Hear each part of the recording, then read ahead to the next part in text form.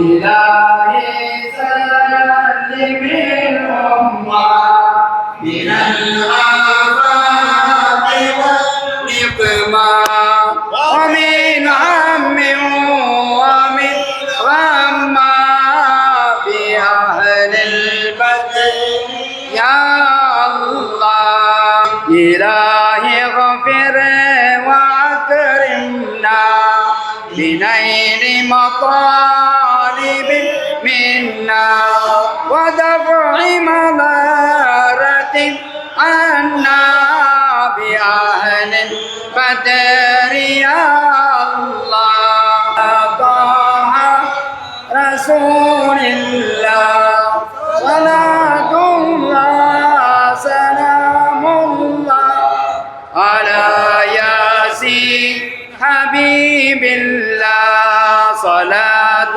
الله سلام الله على المكي رسول الله صلاة الله سلام الله على المدني حبيب الله على المدني حبيب الله على المدني حبيب الله صلوات على النبي وسلم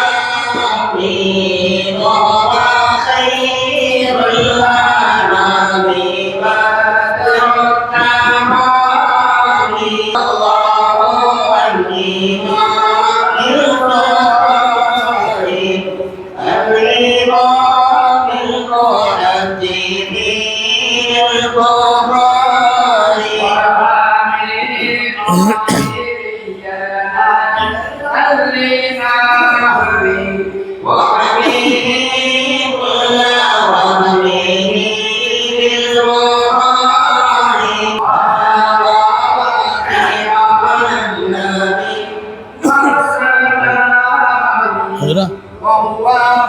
time கொஞ்சம் கூட இருக்குன்னா ஒரு 11-10 வரைக்கும் அடிச்சுக்கிடுங்க. அவ்வளோ நேரம் வேண்டியது இல்லையே.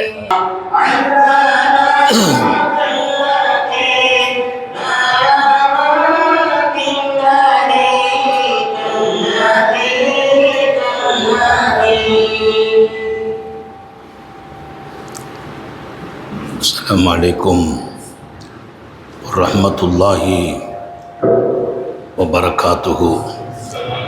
அல்ஹம்துலில்லாஹ் நஹ்மதுஹு வ நஸ்தஈனுஹு வ நஸ்தக்ஃபிருஹு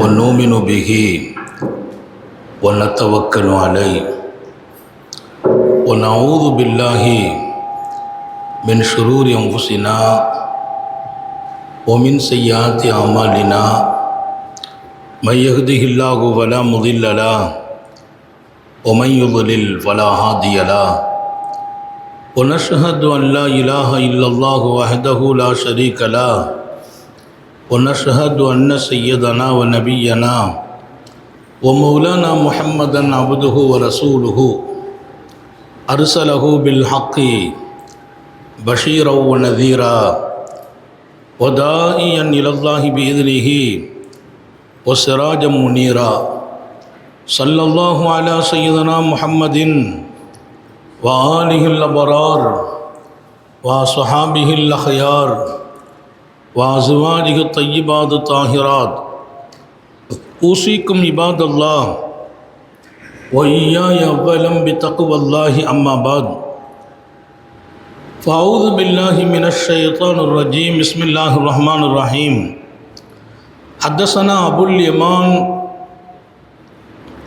الحكم بن نافع أخبرنا شعيب بن الزهري قال أخبرني عروة بن الزبير أن عائشة رضي الله عنها زوج النبي صلى الله عليه وسلم قالت قال رسول الله صلى الله عليه وسلم ما من مصيبة تصيب المسلم إلا كفر الله بها عنه حتى الشوكة يشاكها. صدق நபியுல்லாஹி ஸல்லல்லாஹு அலைஹி வஸல்லம். எல்லாம் வல்ல அல்லாஹுவின் அன்பும் மேலான கருணையும் நமக்கெல்லாம் வந்து சேரட்டுமாக. நமது உயிரினும் மேலான கண்மணி நபிகள் நாயகம் ஸல்லல்லாஹு அலைஹி வஸல்லம் அவர்களின் அன்பையும் ஷஃபாஅத்தையும் பெறுவதற்கு அல்லாஹ் நம் எல்லோருக்கும் தௌஃபீக் செய்வானாக. வல்ல ரஹ்மான் நமக்கும் நம்முடைய பெற்றோர், மனைவி, மக்கள், குடும்பத்தார் யாவருக்கும் உயிருள்ள வரையிலும் உடல் சுகத்தை நசீபாக்கி தருவானாக. மருத்துவமனை கஷ்டம், அதன் சிரமம், செலவுகளிலிருந்து நிரந்தரமான பாதுகாப்பை அல்லாஹ் நம் எல்லோருக்கும் கொடுத்தருள் புரிவானாக. வானம் பூமியினுடைய ஆபத்துகளை விட்டும், முசீபத்துகளை விட்டும், கெட்ட முடிவுகளை விட்டும் நம்மையும் நம் குடும்பத்தையும் பாதுகாத்து அருள் புரிவானாக. அவனுடைய படைப்புகளின் தீங்குகள் அனைத்திலிருந்தும் நம்மையும் நம் சமூகத்தையும் காத்தருள் புரிவானாக. அல்லாஹுவின் மகத்தான பேரருளால் நம்முடைய பரக்கத்தும் பாக்கியமும் நிறைந்த புகாரி ஷரீஃப், அருள் நிறைந்த சபை, ரஜபு 30 நாளும் பெருநாட்கள் தான். காலையிலே சுபுகுக்கு பின்னால் எங்கள் உயிரினும் மேலான கண்மணி நபிகள் நாயகம் ஸல்லல்லாஹு அலைஹி வஸல்லம் அவர்களின் முழுக்க முழுக்க பரக்கத்தும் அருளும் நிறைந்த, அவர்களின் நாவுகள் உதிர்த்த அந்த பாக்கியமான வார்த்தைகளை இங்கே வாசிக்கப்பட்டு ஊர் நெடுகிலும் ஒலிபெருக்கி வழியாக அனைத்து மக்களின் செவிகளிலும் விழும்படி இங்கே செய்யப்பட்டிருக்கிற இந்த ஏற்பாடும் முயற்சியும் வெறுமினே பாராட்டுக்குரியது என்று சொல்லி நான் கடந்துவிட முடியவில்லை. இது உங்களை சொர்க்கத்திலும் கொண்டு பலப்படுத்தும் என்று நான் உறுதி சொல்கிறேன். ஒரு பெரிய பாக்கியம். காலையில் வந்தபோது நான் இங்கே வரும் வரையிலும் வாசிக்கப்பட்ட ஹதீஸுகளை கவனித்து கொண்டே வருகிறேன். நான் கிதாபை ஒரு பக்கம் பார்க்கிறேன், மக்களுடைய பேச்சை ஒரு பக்கம் கேட்கிறேன், சில பேருக்கு ஓதி தண்ணீர் தருகிறேன். என் செவி அனைத்தும் ஓதப்பட்ட ஹதீஸின் பக்கம். என்னென்ன வார்த்தைகள், என்ன ஹதீஸுகள் ஓதப்படுகிறது. உண்மையிலேயே காயல் மாநகர மக்கள் என்ன தவம் செய்தார்களோ அல்லாஹ் இப்படி ஒரு பாக்கியத்தை நசீபாக்கினான்.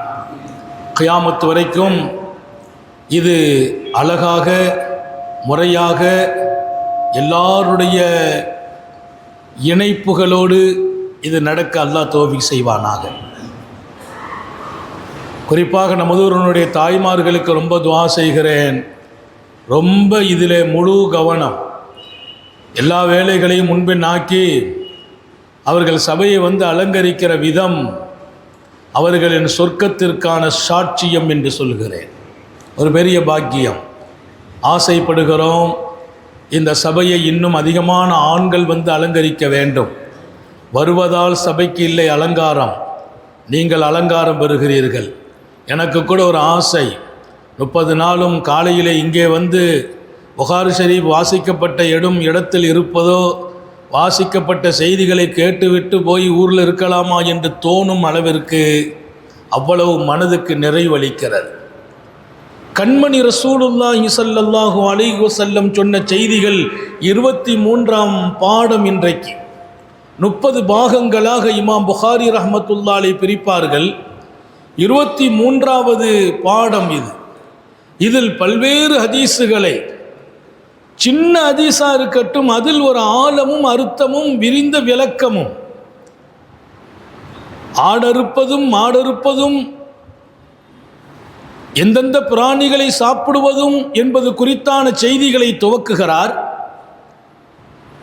கோழி அறுப்பதிலிருந்து கோழிக்கறியை ரசூல் சாப்பிட்டார்கள் என்கிற செய்தியை நிறைய பேர் கேட்டதுண்டு, கோழிக்கறி பெருமானார் சாப்பிட்டார்களா, குதிரையை அறுத்தோம் நாங்கள் சாப்பிட்டோம் என்ற செய்தி உட்பட இன்றைக்கு வாசிக்கப்பட்ட ஹதீஸுகளில் கருத்து வேறுபாடுகள் என்பது இமாம்களுக்கிடையே நிலவுகிற நேரத்திலும் ஹதீஸினுடைய ஆழம் மிகப்பெரியது. அறுத்து சாப்பிடுகிற அனுமதியை கொடுத்தான் அல்லாஹ், அவைகளை மகிழ்ச்சியோடு அறுத்து விடுங்கள். ஒரு கோழி கூட நீங்கள் அறுப்பதால் வதப்படக்கூடாது, வருத்தம் வரும் வழியில் அறுக்காதீர்கள். ஒரு ஆட்டை அறுக்கும் போது இன்னொரு ஆட்டை பக்கத்தில் வைத்து அறுக்காதீர்கள். சாந்த நபிகள் ஸல்லல்லாஹு அலைஹி வஸல்லம், அல்லாஹ் கொடுத்த அனுமதி இது. உங்களை பலப்படுத்துவதற்காக நபிமார்களில் ஒரு நபி நான் பலகீனமாக இருக்கிறேன் என்று அல்லாஹ் இடத்தில் சொன்னபோது அல்லாஹ் சொன்னான், நீங்கள் இறைச்சி சாப்பிடுங்கள் என்றான். நான் பலகீனமாக இருக்கிறேன் என்று சொல்கிறார் அல்லாஹ், நீங்கள் இறைச்சி சாப்பிடுங்கள் என்றான் என்று ஒரு செய்தி. இங்கே இறைச்சியை அல்லாஹ் அனுமதிக்கிறான். அதை அறுக்கிற முறைகளை அகிலத்தின் அருட்கொடை முஹம்மது ரசூலுல்லாஹி ஸல்லல்லாஹு அலைஹி வஸல்லம் அழகுபடுத்துகிறார்கள். எப்படி அறுப்பது, ஒரு பிராணியை அறுப்பதிலிருந்து ஒரு மூமினின் இதயத்தில் எவ்வளவு இரக்கம் இருக்க வேண்டும் என்கிறார்கள். அது வேதனைப்படும் இடத்தில் ஆக்கிவிடாதீர்கள் என்கிறார்கள். அன்பு காட்டுவது மனிதர்களுக்கு மாத்திரமல்ல, உலகில் இருக்கிற உயிரங்களுக்கெல்லாம் காட்டப்பட வேண்டும். இன்னும் ஒரு ஹதீஸை இன்றைக்கு நான் படித்தேன். அபூ முஸல் அஷ்அரி ரலியல்லாஹு அன்ஹு ஒரு பகுதிக்கு வருகிறார்கள். வந்தவர்கள் பக்கத்திலே அந்த ஊர்வாசி ஒருவர் அமைந்திருக்கிறார். சஹாபாக்களின் அழகான ஒரு சுன்னத், எதை சாப்பிட்டாலும் பக்கத்தில் இருக்கிறவங்களை கூப்பிட்டு நீங்களும் சாப்பிடுங்கம்பாங்க. இப்போ நாங்கள் ட்ரெயினில் பிரயாணம் செய்கிறது பழக்கம் இருக்குது. அப்படி பிரயாணம் செய்கிற போது கூட அந்த பிரயாணத்தில் சாப்பிடுவோம். பக்கத்தில் யார் இருந்தாலும் அண்ணா சாப்பிட்றீங்களான்னு கேட்குறோம். அண்ணா நீங்களும் சாப்பிட்றீங்களா? அவர் பிரமித்து போவார். நமக்கு முந்தி அவர் சாப்பிடுவார். அப்படியெல்லாம் பழக்கம் இருக்காது. நாம் கொஞ்சம் கழித்து சாப்பிடும்போது நீங்கள் சாப்பிடுங்களேன்னு சொல்லிட்டோம்னா அவர் அவ்வளோ ஆனந்தப்படுகிறார். வேண்டாம் என்பார். நாங்கள் விடுறதே இல்லை. சாப்பாடு தானே வேண்டாம் என்கிறீர்கள், சாப்பிட்டுட்டீங்க. ஒரு பழம் சாப்பிடுங்கள் என்று கட்டாயப்படுத்தி கொடுப்பது, அதிலே ஒரு பெரிய நேசம் ஏற்படும், நட்பு ஏற்படும். அவர் சகோதர மதத்தை சார்ந்தவராக கூட இருப்பார். இதுவெல்லாம் சுந்தர நபிகள் ஸல்லல்லாஹு அலைஹி வஸல்லத்தின் உயிரோட்டமான சுன்னத். அபூ முஸல் அஷ்அரி ரலியல்லாஹு அன்ஹு சாப்பிட ஆரம்பிக்கிறார்கள். பக்கத்தில் இருந்தவரை கூப்பிட்டு நீனும் என்னுடன் சாப்பிடுவா என்றார்கள். அவர் சொன்னார், நீங்கள் சாப்பிட ஆரம்பிக்கும் போது நான் பார்த்தேன், கொஞ்சம் விகாரமாக இருந்தது. உடனே நான் இப்படி ஒரு சத்தியம் பண்ணி விட்டேன், அல்லாஹ் மீது சத்தியமாக இதை சாப்பிட மாட்டேன்னு சத்தியம் பண்ணிட்டேங்கிறார். சாப்பிட ஆரம்பிக்கும் போது நீங்கள் வைத்த அந்த பொருள் எனக்கு கொஞ்சம் விகாரம் அளித்தது, மனசுக்கு கொஞ்சம் கஷ்டமாக இருந்துச்சு. நான் சத்தியம் பண்ணிவிட்டு அல்லாஹ் மேலே சத்தியமாக இனி சாப்பிட மாட்டேன்ட்டு. ஹதரத் அபூ முஸல் அஷ்அரி ஏம்பான்னு கேட்டாங்க. கதர் துகுன்னார், அது அருவருப்பாக இருந்தது. அப்படி என்ன அவங்க சாப்பிட்டுட்டாங்க? அவங்க கோழியை வச்சு சாப்பிட்றாங்க. கோழி, முழு கோழி அப்படியே சாப்பிட்றது, அது சூட்டில் நெருப்பில் சூடு காட்டி சாப்பிட்றது. எனக்கு ஒரு மாதிரியாக இருந்தது, விகாரமாக இருந்துச்சு. அதனால் சாப்பிடக்கூடாது முடிவு பண்ணேன். அல்லாஹ் மீது சத்தியமாக சாப்பிட மாட்டேன்னு சொல்லிட்டேன். அபூ முஸல் அஷ்அரி ரலியல்லாஹு அன்ஹு சொன்னாங்க, நீ வாப்பா, சத்தியத்துக்கெல்லாம் விளக்கம் இருக்கு சொல்கிறேன், நீ சாப்பிடுன்னா. ஒரு சத்தியம் அவ்வளவு சீக்கிரமாக முறிக்கப்படுகிற காரியம் அல்ல. சத்தியத்தை எல்லாம் அவ்வளவு சீக்கிரமாக முறிக்க முடியாது. நீ வா, விளக்கம் சொல்லுகிறேன். எங்கள் வாழ்க்கையிலே ஒரு நிகழ்வு நடந்தது. இன்று வாசிக்கப்பட்ட பாடம், நிறைய பாடம். நான் வரும்போது காதில் கேட்ட நிறைய ஹதீஸுகள், அதையே பேசலாம்னு நினைக்கிறேன். நான் கிதாபை தூக்கி பார்த்தது வேற, வரும்போது என் காதில் விழுந்த ஹதீஸுகள். ஒவ்வொரு ஹதீஸுக்குள்ளும் இந்த உலகத்தை எனக்கு அழகாக்கி கொடுக்கிறார்கள், என் வாழ்க்கையின் உயர்வை சொல்லித் தருகிறார்கள். எல்லாவற்றுக்கும் மேலால் எப்படி நான் ஒரு சிறந்த மனிதனாக வாழ்வது என்பதை தீர்மானிக்கிறார்கள் நபிகள் நாயகம் ஸல்லல்லாஹு அலைஹி வஸல்லம். ரொம்ப உயர்ந்த பண்பாடுகள் நமக்கு தரப்பட்டிருக்கிறது. அபூ மூஸா அஷ்அரி ரலியல்லாஹு அன்ஹு சொன்னாங்க, நீ வா உட்காரு, சத்தியத்திற்கு நான் விளக்கம் தருகிறேன். சத்தியம் தானப்பா பண்ணிட்ட. எங்கள் வாழ்க்கையில் ஒரு நிகழ்ச்சி நடந்துச்சு. அவங்க சொல்கிறாங்க, நாங்கள் யமன் தேசத்திலிருந்து வந்தவர்கள், அஷாரி குடும்பத்தை சார்ந்தவர்கள். நாங்கள் வந்த புதுசில் பெருமானார் ஸல்லல்லாஹு அலைஹி வஸல்லம் ஒரு போருக்காக போகிறார்கள். அவள் எங்களோடு வந்தவர்கள் சொன்னாங்க, நம்ம சேர்ந்து போனால் நல்லா இருக்குமேன்னு ஆசைப்பட்டோம். வாகனம் இல்லை, நீங்கள் வேணால் நபிகிட்ட போய் வாகனம் கேளுங்கள். நபி பெருமானார் ஸல்லல்லாஹு அலைஹி வஸல்லம் வாகனம் கொடுத்தாங்கன்னா அது கொஞ்சமாக கொடுத்தா கூட நம்ம அட்ஜஸ்ட் பண்ணி போய்க்கிடுவோம் அப்படின்னு என்னை பிடிச்சி அனுப்பி வைத்தார்கள். நான் வந்தேன். சர்க்காரை ஆலம் ஸல்லல்லாஹு அலைஹி வஸல்லம் தர்பாரில் வந்து சொன்னேன், எங்கள் கூட்டத்தார்களும் சேர்ந்து வரணும்னு நினைக்கிறாங்க. ஏன்னா அவர்கள் புதியவர்கள், இப்போது தான் மதீனா வந்திருக்கிறார்கள். ஆனால் வருவதற்கு வாகனம் இல்லை. கொஞ்சம் நீங்கள் வாகனம் கொடுத்தா அவங்க வந்துடுவேன்னு சொல்கிறாங்க. என்னமோ நான் போன நேரம் சரியில்லைன்னு நினைக்கிறேன். அவள் சொல்கிறா, நான் போன நேரம் சரியில்லை. ஸல்லல்லாஹு அலைஹி வஸல்லம் கொஞ்சம் கோபத்தில் இருக்கும்போது நான் போயிட்டேன். நபிகள் நாயகம் ஸல்லல்லாஹு அலைஹி வஸல்லம் கோபத்திற்கெல்லாம் ரொம்ப நிதானமானவர்கள். நம்மை போல் கோபத்தின் போது வேறொரு நிலையும், கோபம் இல்லாத போது இன்னொரு நிலையும் என்பதில்லை. கோபத்தின் போது உணர்ச்சி பொங்குவதும், கோபம் இல்லாத போது எல்லாத்தையும் ரொம்ப திருப்தியாக பார்க்கிற நிலையும் பெருமானாருடைய வாழ்க்கையில் இல்லை. அவர்களின் கோபமும் அழகானது.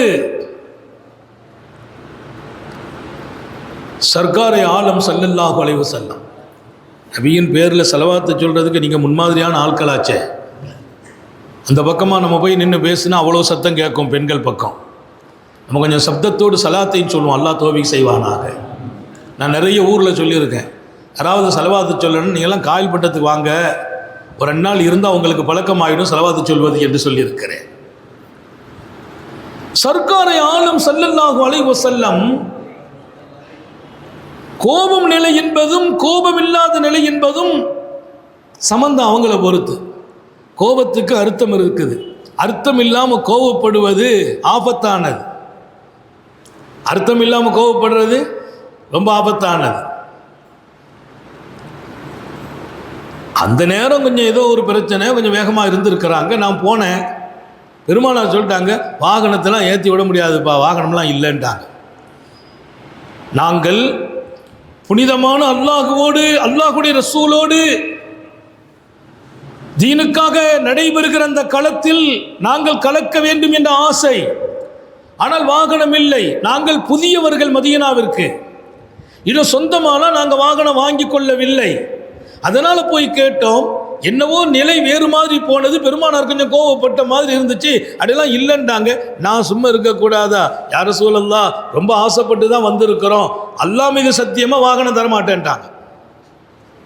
இன்னும் கொஞ்சம் அழுத்தமானது.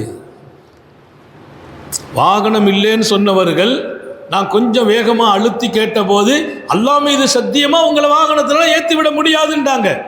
ரொம்ப கஷ்டப்பட்டுட்டேன். பெருமானார் ஸல்லல்லாஹு அலைஹி வஸல்லத்தின் கோபத்துக்கு ஆளாகிவிட்டோமோ என்ற வருத்தம் வந்தது. மற்றவர்களுக்கு உதவி செய்ய போய் சுந்தர நபி ஸல்லல்லாஹு அலைஹி வஸல்லத்தின் வருத்தத்தை சம்பாதித்து விடக்கூடாது. எனக்கு ரொம்ப கவலை. நான் உடனே திரும்பி போயிட்டேன். அந்த சபையில் நிற்கக்கூடாது, இன்னும் அவங்க ஏதாவது சொல்லிடக்கூடாதுங்கிற பயம்.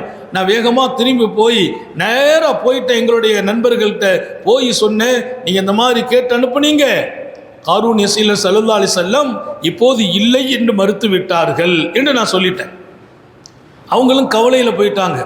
எல்லாருக்கும் ஒரு ஆதரவு இருந்துச்சு. பெருமானார் ஸல்லல்லாஹு அலைஹி வஸல்லத்தினை கேட்டால் இல்லைன்னுலாம் சொல்ல மாட்டாங்க அப்படிங்கிற அந்த ஆதரவில் எல்லோருமே அல்லாஹ்வின் பாதையில் புனித போர்க்களத்திற்கு போகணுங்கிற ஒரு பெரிய ஆர்வ உந்துதலில் இருக்க, நான் போய் இல்லைன்னு சொன்னது எல்லாருக்குமே ஒரு வருத்தம். 1 நிமிடம் 2 நிமிடம் நான் அங்கே தங்கவில்லை. இந்த பிரச்சனையை சொல்லி முடித்தேன். உடனே ஒருவர் பின்னால் வந்தார். அபூ மூஸா, சர்க்கார் உங்களை கூப்பிடுறாங்க ஸல்லல்லாஹு அலைஹி வஸல்லம். ரசூல் ஸல்லல்லாஹு அலைஹி வஸல்லம் தங்களை அழைக்கிறார்கள். வேகமா ஓடி வந்தேன். உமா நபியினுடைய கோபத்தை சந்திச்சிட்டோம். உமா நபி ஸல்லல்லாஹு அலைஹி வஸல்லத்தை திருப்தியை சந்திக்கணும். அல்லாஹ் ஹயாத் வரைக்கும் அன்னலாரின் திருப்தியில் வாழச் செய்வானாக. அவங்க சந்தோஷப்படணும், அல்லாவும் சந்தோஷப்படணும். அதுதான் வாழ்க்கை. வாழ்க்கையை நான் விரும்பும்படி வாழ்வதா? என் மனம் போன போக்கா வாழ்க்கை? எனக்கென்று 1000 விருப்பங்கள் இருக்கலாம். அதில் அல்லாவுக்கும் ரசூலுக்கும் விருப்பம் இல்லையா? என் விருப்பத்தை நான் மாற்றி அமைக்க வேண்டும். என் இலக்கெல்லாம் ரப்பை திருப்திப்படுத்த வேண்டும். சர்க்காரை ஆலம் ஸல்லல்லாஹு அலைஹி வஸல்லம் என்னை பார்த்து மகிழ்ச்சி பெற வேண்டும். அவர்கள் எங்கோ மதீனத்தில் வாழ்ந்து கொண்டிருக்கிறார்கள் என்று முடிவெடுத்து விடாதீர்கள். என் செயல்கள் அவர்களுக்கு காட்டப்படுகிறது. நல்ல செயல்கள் உங்களிடத்தில் நடந்தால் அல்லாவுக்கு நான் நன்றி சொல்கிறேன் என்று சொன்ன செய்தி சகியான செய்தி.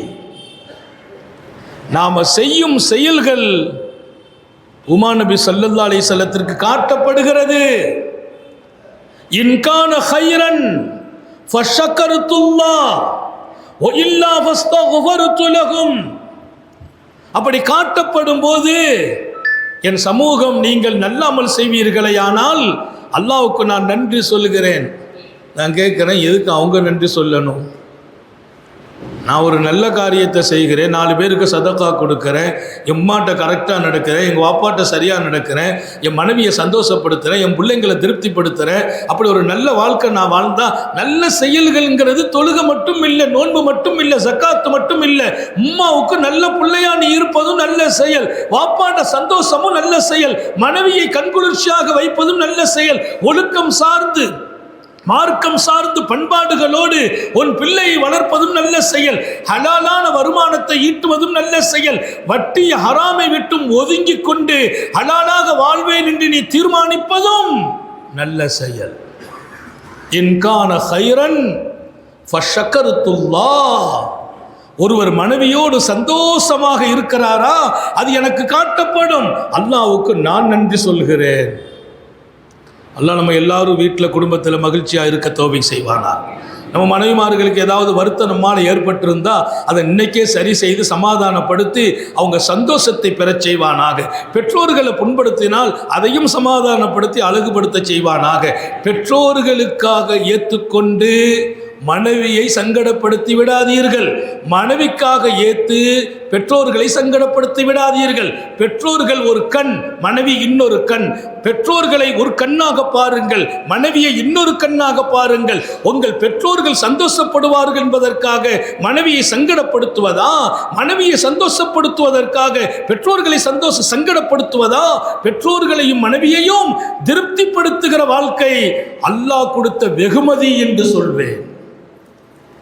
அல்லாஹ் கொடுத்த வெகுமதி. இன்னைக்கு நிறைய குடும்பங்களில் உள்ள விவகாரம் எல்லாம் ஒரு பக்கம் சாஞ்சி இன்னொரு பக்கத்தின் சங்கடங்களை சந்திக்கிறோம். எந்த பக்கம் சாய்வதும் மார்க்கம் அனுமதிக்கவே செய்யாது. பெற்றோர்களின் பக்கம் கல்யாணத்திற்கு பின்னால் மனைவியின் சந்தோஷத்தை கெடுத்து நீங்கள் சாய்வதற்கு ஒருபோதும் அல்லாஹ்வும் ரசூலும் அனுமதிக்க மாட்டார்கள். தாய் ரொம்ப பெரியவர், தந்தை மகத்தானவர்கள், அவர்களுக்காக என் மனைவியை ஒதுக்குவதற்கு அனுமதி இல்லை. என் மனைவியின் மீது பிரியம் வேண்டும், பாசம் வேண்டும், நெருக்கம் வேண்டும். அதற்காக என் மனைவியின் சொல்லை கேட்டு என் தாய் தந்தையை ஒதுக்குவதற்கு மார்க்கம் அனுமதிக்காது. 2 பக்கமும் சமமாக இருக்கிறவர்கள் அவர்கள் அல்லாஹ்வின் ரசூலின் மிகப்பெரிய நேசத்தை பெறுகிறார்கள். அல்லாஹ் தௌஃபீக் செய்வானாக. சரி, நான் கேட்கிறேன், ஸல்லல்லாஹு அலைஹி வஸல்லம் என் சமூகம் செய்கிற செயல்கள் எல்லாம் எனக்கு காட்டப்படுகிறது, அது நல்லதாக இருக்கும் பட்சத்தில் அல்லாஹ்வுக்கு நான் நன்றி சொல்கிறேன். எதுக்கு நன்றி? அவங்க சொல்றதுக்கு காரணம், நல்ல பிள்ளைகளை ஒழுக்கத்தோடு மார்க்கத்தோடு அல்லாஹ்வுடைய நெருக்கத்தோடு உங்கள் பிள்ளைகளை வளர்க்கிறீர்களா? ரசூலுல்லாஹ் அதை பார்க்கிறார்கள், சந்தோஷப்படுகிறார்கள், அல்லாஹ்வுக்கு நன்றி சொல்கிறார்கள். உரிதத் அலைய அமாலு உம்மதி, நீங்கள் செய்யும் அமல்கள் எனக்கு காட்டப்படுகிறது. ஹதீஸ் ரொம்ப அங்கீகாரமான ஹதீஸ். நபி பெருமானார் ஸல்லல்லாஹு அலைஹி வஸல்லத்தின் காலத்தில் வாழவில்லையை தவிர நான் வாழ்கிற வாழ்க்கை அவர்கள் பார்க்கிறார்கள். அது நல்ல வாழ்க்கை என்றால் நான் நன்றி சொல்கிறேன். காரணம் என்ன தெரியுமா? அல்லாஹ் திருக்குரானிலே சொல்வான், நன்றி உடையவர்களாக நீங்கள் வாழ்ந்தால் அல்லாஹ் 2 பாக்கியம் செய்கிறான். நன்றி உடையவர்களாக நீங்கள் வாழ்ந்தால் அல்லாஹ் 2 பாக்கியம் செய்கிறான். நீங்கள் எல்லாரும் புரிஞ்சுக்கிடணும். அல்லாஹ் நமக்கு ஒரு 10 ரூபா கொடுத்தாலும் உடனே நன்றி சொல்லுங்கள். ஒரு குழந்தை பிறந்துச்சு, நன்றி சொல்லுங்கள். கண்குளிர்ச்சியான மனைவி அமைஞ்சாங்க, நன்றி சொல்லுங்கள். பாக்கியமான பெற்றோர்கள், நன்றி சொல்லுங்கள். வியாபாரம் பரக்கத்தா இருக்குது, நன்றி சொல்லுங்கள். எப்போதுமே குறைபட்டு கொள்ளாதீர்கள். திருப்திப்படுபவர்களை அல்லாஹ் திருப்திப்படுகிறான், குறைபடுகிறவர்களே அல்லாஹ் பிரியப்படுறதில்லை. சில பேரை பார்த்தா எப்பவுமே குறைபட்டுக்கிட்டே இருக்கிறது.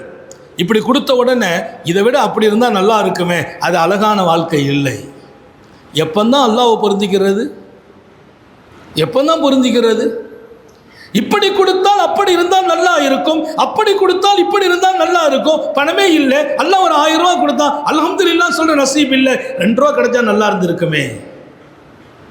ஒன்று தானே கிடைச்சிருக்கு, குழந்தையே இல்லை. அதில் துவா செய்யுங்க, துவா செய்கிறோம், தண்ணி கொடுக்குறோம், குழந்தைக்கு தரிச்சிட்டு குழந்தை பிறக்கும்போது அதை வாங்குற சேர்ந்து சந்தோஷம் இல்லை. ஏம்மா ஒரு ஆம்பளை பிள்ளை பிறந்தா நல்லா இருந்திருக்குமே, பொம்பளையா போச்சு.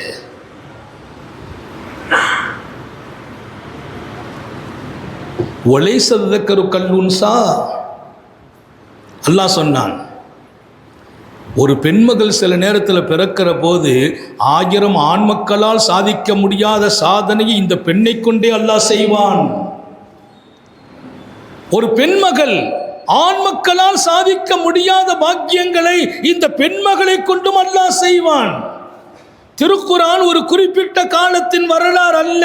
மரியம் அலைஹிஸ்ஸலாத்தை பற்றி அல்லாஹ் சொன்னான், ஒலைஸ ஸக்கரு கல் உன்ஸா. ஆம்பளை பிள்ளை பிறந்தால் நல்லா இருக்கும்னு நினச்சாங்களா அந்த அம்மா. எந்த ஆம்பளை பிள்ளை பிறந்தாலும் இந்த பொண்ணை மாதிரி வர முடியாதுங்கிறான் அல்லாஹ். அப்படின்னா சில இடங்களில் பெண்கள் பாக்கியமாகிடுவாங்க. அல்லாஹ் நம்ம வீட்டு பெண்களையும் ஆண்களையும் பாக்கியமாக்கி தருவானாங்க. இங்கே சொல்கிற ஒவ்வொரு சொல்லையும் நீங்கள் இதயத்தில் பதிவு செய்யணும், நாளைக்கு வாழணும். அதுதான் எங்கள் புகாரி ஷரீஃபின் பரக்கத். இந்த நிகழ்ச்சியை நானே தேதியை சொல்லி கேட்டு எத்தனாம் தேதி இருக்கணும், ஏன்னா இந்த மாதம் பூரா பட்டமளிப்பு விழா. ஆனாலும் புகாரி ஷரீஃப் மிஸ் ஆகக்கூடாது. அல்லாஹ் எனக்கு கருணை புரிந்தான். 1989 இங்கே நான் வந்து பேச ஆரம்பித்தது. இன்னைக்கு வரைக்கும் கிட்டத்தட்ட 37 வருஷத்தை தொட்டு போகிறது. ஒரு வருஷம் நான் வராமல் இல்லை. அல்லாஹ்வின் பேர் அருள். நான் வர்றதை நீங்கள் விரும்புகிறீங்கன்னு இல்லைங்கிறத தாண்டி நான் விரும்புகிறேன். இந்த மஜ்லிஸ் அவ்வளவு புனிதமானது. இதில் நான் வந்து பேசிட்டு போனால் எனக்கு ஒரு புதிய திருப்பம் ஏற்படுகிறது. எல்லாவற்றுக்கும் மேலால் பெருமானாரை இன்றிரவாவது கனவில் பார்த்து விட மாட்டோமா?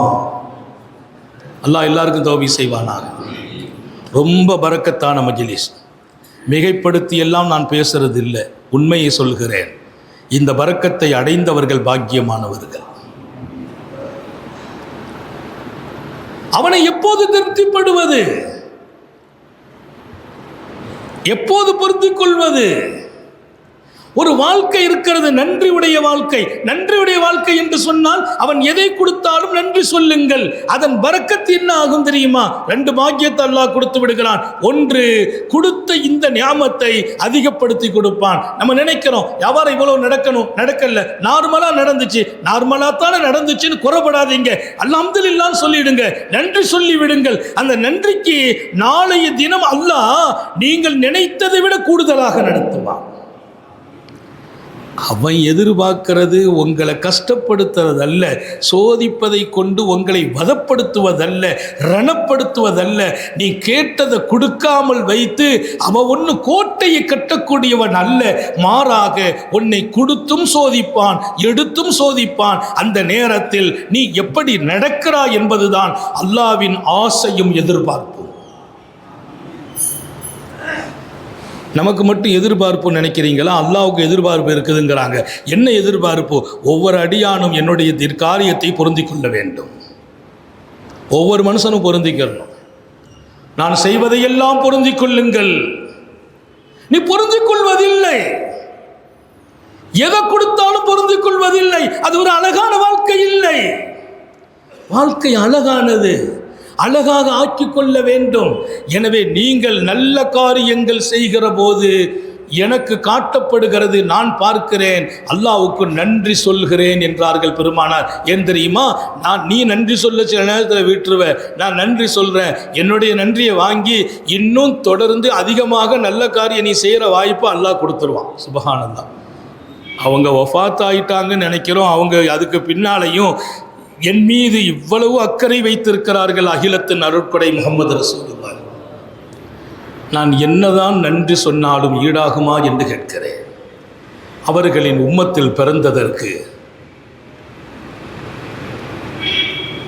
இன்னொரு பாக்கியம், நீங்கள் நன்றி சொன்னால் அல்லாஹ் அதிகப்படுத்துவான், இந்த கொடுத்த நியாமத்தை நிரந்தரமாக்கி கொடுப்பான். வசதியை கொடுத்தான், நாளைக்கு ஏழ்மையை கொடுக்க மாட்டான். என் புள்ள வறுமையில் ஆளாகாது, தரித்திரம் வராது, இந்த வசதி கூடும். ஒன்று, இன்னொன்று, இந்த வசதி நிரந்தரமாகும். என் தலைமுறையும் என் வாரிசுகளும் இதை கொண்டு அனுபவிக்கிற வாழ்க்கையை அல்லாஹ் கொடுப்பார். அதற்கு நீங்கள் நன்றி உள்ளவர்களாக இருக்க வேண்டும். நீங்கள் நல்லது செய்கிற போதெல்லாம் நான் நன்றி சொல்கிறேன். நபிகள் நாயகம் ஸல்லல்லாஹு அலைஹி வஸல்லம். ரொம்ப உண்மையான உயிரோட்டமான வாழ்க்கை இது. அபூ மூஸல் அஷ்அரி ரலியல்லாஹு அன்ஹு சொல்வார்கள், நீ என் கூட உட்காருப்பா, சாப்பிடுப்பா அப்படின்னா, அவர் சொன்னால் நீங்கள் சாப்பிட்றத பார்த்து அருவருப்பு கொண்டேன். இது ஒரு கோழிக்கறி, அந்த கோழி முழுசாக இருக்கும், அதை முழு கோழியை பார்த்தீங்கன்னா மாதிரியாக இருக்கும், அப்படி இப்படி அந்த கவட்டையெல்லாம் விடந்து அது எனக்கு ஒரு வெறுப்பாயிட்டு சத்தியமாக சாப்பிட மாட்டேன்னு சொல்லிட்டு, அங்கே வாப்பா சத்தியத்துக்கு விளக்கம் சொல்கிறேன். பெருமானார் ஸல்லல்லாஹு அலைஹி தர்பாருக்கு நான் போய் எங்களுடைய குடும்பத்தார்கள்லாம் புதுசாக மதீனாவுக்கு வந்திருந்தாங்க, அவங்களுக்கு நான் வாகனத்தை கொடுத்து அல்லாஹ்வின் பாதையில் புனித களமாட நான் ஆசைப்பட்டேன். அவங்களும் ஆசைப்பட்டாங்க. போய் கேட்டோம், இல்லைன்னு சொல்லிட்டாங்க. இல்லைன்னு சொல்ற பழக்கம் இல்லை, ஏதோ அவங்க வேகமா இருந்திருக்காங்க, நான் போய் கேட்டுட்டேன். 1-2 நிமிஷத்தில் கூப்பிட விட்டாங்க. கூப்பிட விட்டு அப்பவும் சாங்க, வாப்பா தா இதில் 5 ஒட்டகம் இருக்குது, இதில் 5 ஒட்டகம் இருக்குது, இதில் 5 ஒட்டகம் இருக்குது, இதை பூரா கொண்டு போய் உங்கள் ஆட்களை கூட்டுவான்ட்டாங்க. எனக்கு ரொம்ப மகிழ்ச்சி, அதுக்கு மேலே ரொம்ப கவலை. மகிழ்ச்சியும் கவலையும். ரொம்ப மகிழ்ச்சி, கொடுத்துட்டாங்க. ரொம்ப கவலை, சத்தியம் பண்ணிட்டாங்க கொடுக்க மாட்டேன்ட்டு. நான் எனக்குள்ளே பேசிக்கொண்டேன், பெருமானார் ஸல்லல்லாஹு அலைஹி வஸல்லம் சத்தியமாக தரமாட்டேன்னு சொல்லிட்டு தர்றாங்கன்னா அந்த சத்தியத்தை மறந்துட்டாங்க. அப்படி அந்த சத்தியத்தை மறக்கடிச்சு நம்ம கூட்டு போனால் நம்ம நல்லா இருக்க மாட்டோம். அவர் சொல்கிறார், ஹதீஸ் புகாரி ஷரீஃப்லேயே வருது, ரசூலே கரீம் ஸல்லல்லாஹு அலைஹி வஸல்லம் சத்தியமான தரமாட்டேன்னாங்க, சொல்லிட்டு கொடுக்குறாங்கன்னா அப்போ அந்த சத்தியம் மறந்துட்டு நினைவூட்டணும். இல்லைன்னா நம்ம அல்லாட்ட நஷ்டவாளி ஆகிடும். சொல்லி நான் சொன்னேன், யார ரசூலல்லாஹ் தாங்க கொடுத்துட்டீங்க, ரொம்ப சந்தோஷம், ஆனால் ஒரு சத்தியம் பண்ணிட்டீங்க தரமாட்டேன்னு சொல்லி திரும்ப தருகிறீர்களே, அதெல்லாம் ஒன்றும் இல்லைப்பா. எவ்வளோ லேசாக்கிட்டாங்க பாருங்கள் மார்க்கத்தை. அதெல்லாம் ஒன்றும் இல்லைப்பா, நீ கொண்டு போ. நாங்கள் ஒரு காரியத்தில் மாட்டோம்னு சத்தியம் பண்ணுவோம், பின்பு யோசிப்போம் இது செய்வது தான் நல்லது, சத்தியம் செய்தோமே முடியாதுண்டு, இப்போ முடியுங்கிறது நல்லதா முடியாதுங்கிறது நல்லதா, கொடுக்கக்கூடாதுன்னு சத்தியம் பண்ணியிருக்கோம், கொடுக்கறது நல்லதா கொடுக்காம இருப்பது நல்லதான்னு யோசிப்போம். கொடுப்பதான் நல்லதா, சத்தியத்தை முறிச்சிட்டு கொடுத்துருவோம், அந்த சத்தியத்துக்கான பரிகாரத்தை பின்னால் செய்துக்கிடுவோம். எவ்வளோ அருமையான வாழ்க்கை. நல்லது எது, அதுதான் இலக்கு. அது எங்கள் சத்தியத்துக்கே பாதகமாக இருந்தாலும் நல்லதை எடுப்போம், சத்தியத்துக்கான பரிகாரத்தை தேடுவோம். கொண்டு போனாங்க. நான் ஆனந்தப்பட்டேன். சொல்லிட்டு அவர் சொல்றார், உனக்கு பாடம் புரிஞ்சுக்கிட்டாப்பா, இப்போ நீ கோழிக்கறி சாப்பிட மாட்டேன்னு சத்தியம் பண்ணிட்ட, என் கூட சேர்ந்து சாப்பிடு. இப்போ சாப்பிட்றது தான் நல்லது. ஏன் தெரியுமா? ராய்த்து ரசூலல்லாஹ் யாக்குல், பெருமானார் சாப்பிட்டார்கள். பெருமானார் சாப்பிட்டதை நீ அருவருப்பாக கருதுவதா? ரசூல் ஸல்லல்லாஹு அலைஹி வஸல்லம் கோழிக்கறி சாப்பிட நான் பார்த்தேன். அப்படியானால் பெருமானார் சாப்பிட்ட ஒன்றை அருவருப்பாக கருதுகிற அதிகாரம் மனித உலகில் யாருக்கும் இல்லை.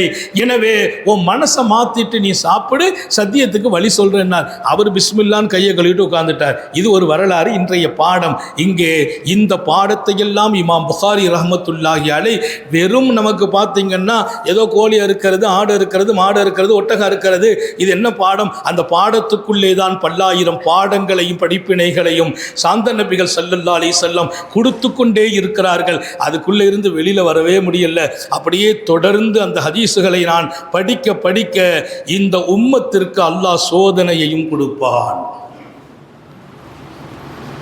கிதாபுல் மரதாண்டே ஒரு சப்ஜெக்டை போட்டாங்க.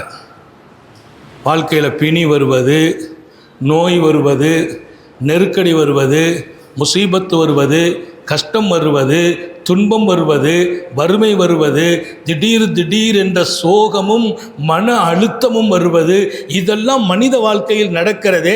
ஏன் நடக்கிறது? எதற்காக நடக்கிறது?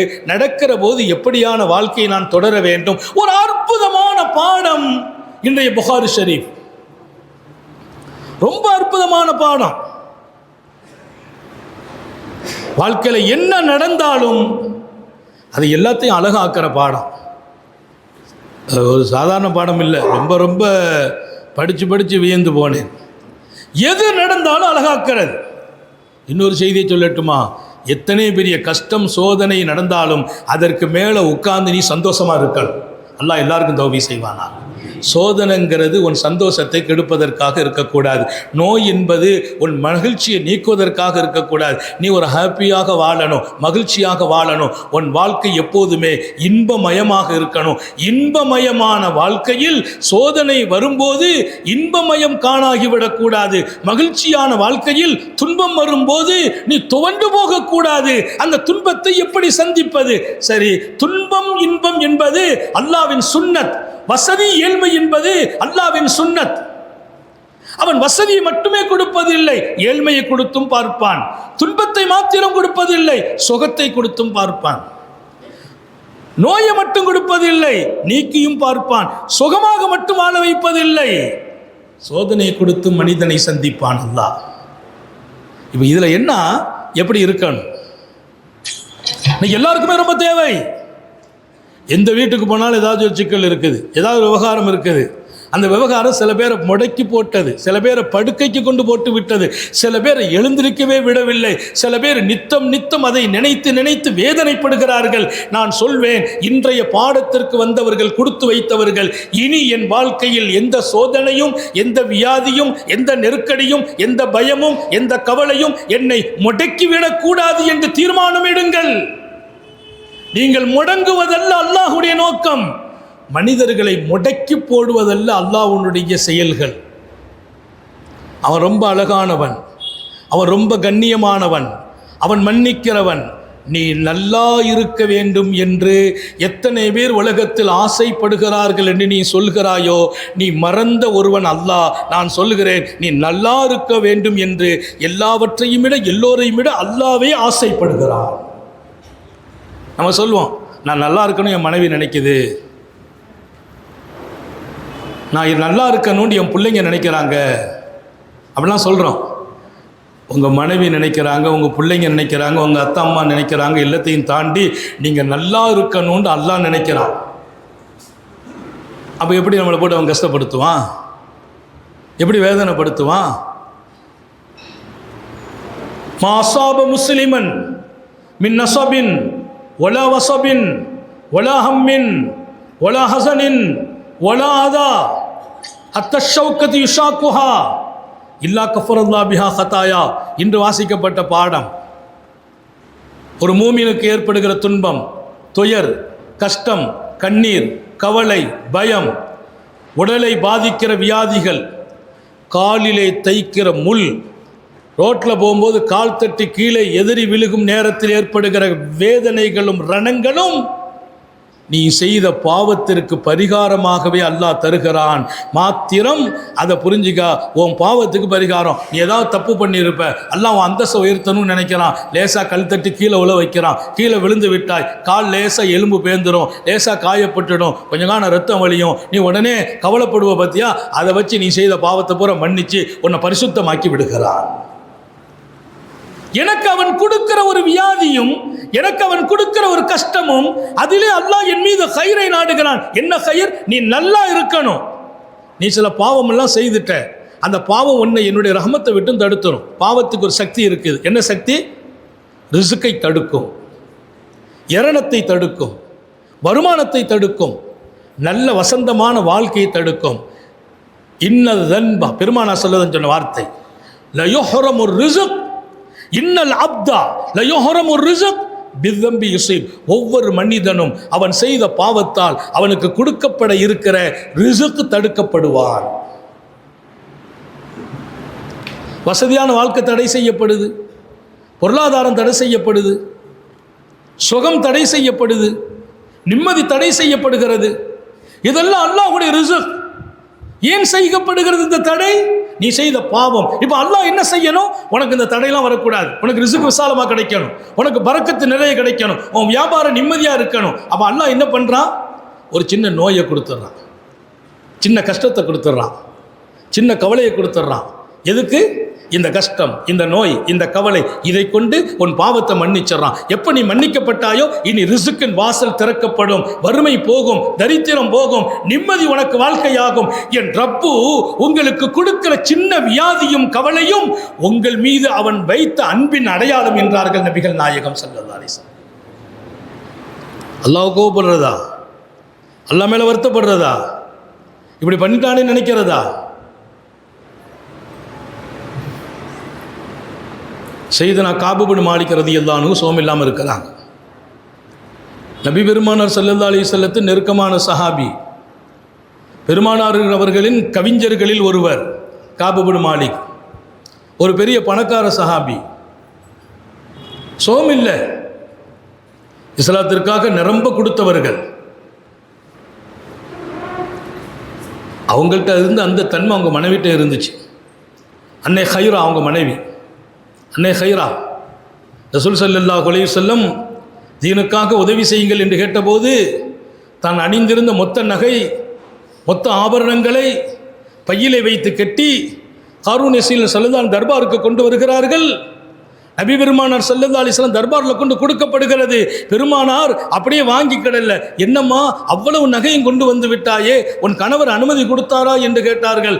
ஆமா, என் கணவர் இதில் தடையெல்லாம் செய்ய மாட்டார், அனுமதித்தார் என்கிறார்கள். பெருமானார் அப்போதும் விடவில்லை. அவருடைய கணவருக்கு ஆள் அனுப்பி, உங்கள் மனைவி எல்லா நகையும் கொண்டு அல்லாஹ்வுக்காக தர்றாங்களே, நீங்கள் அனுமதி கொடுத்தீர்களா? அவர் ஆமான்னார். அம்மா மனசை வருத்தப்படக்கூடாதே, நான் என் கணவர் அனுமதிச்சான்னு சொன்னேன், அதையும் தாண்டி தாங்கள் கேட்டு வருவீங்கன்னா என் மேலே சந்தேகமான அந்த அம்மா நினச்சிடக்கூடாது. பெருமானார் சொன்னாங்க, நீ சொன்னபோது எனக்கு நல்ல நம்பிக்கை உண்டு, உன் கணவன் அனுமதிப்பார் என்ற நம்பிக்கை இருக்கிறது, அனுமதி பெற்றிருப்பார் என்றும் நான் நம்புகிறேன். அதற்கெல்லாம் மேலால் உன் விசாலமான உள்ளத்துக்கு என் பாராட்டுக்கள். ஆனாலும் எங்கள் பொறுப்பும் கடமையும் ஒரு கணவனின் அனுமதி பெற்றிருக்கிறதா இல்லையா என்பதை உறுதிப்படுத்தி மக்கள் விளங்க வேண்டும். நான் கேட்டு அனுப்புனேன். அல்லாஹ் அன்னை ஹைரா மாதிரி பெண்களை நம்ம வீட்டில் நசீபாக்கி தருவானா?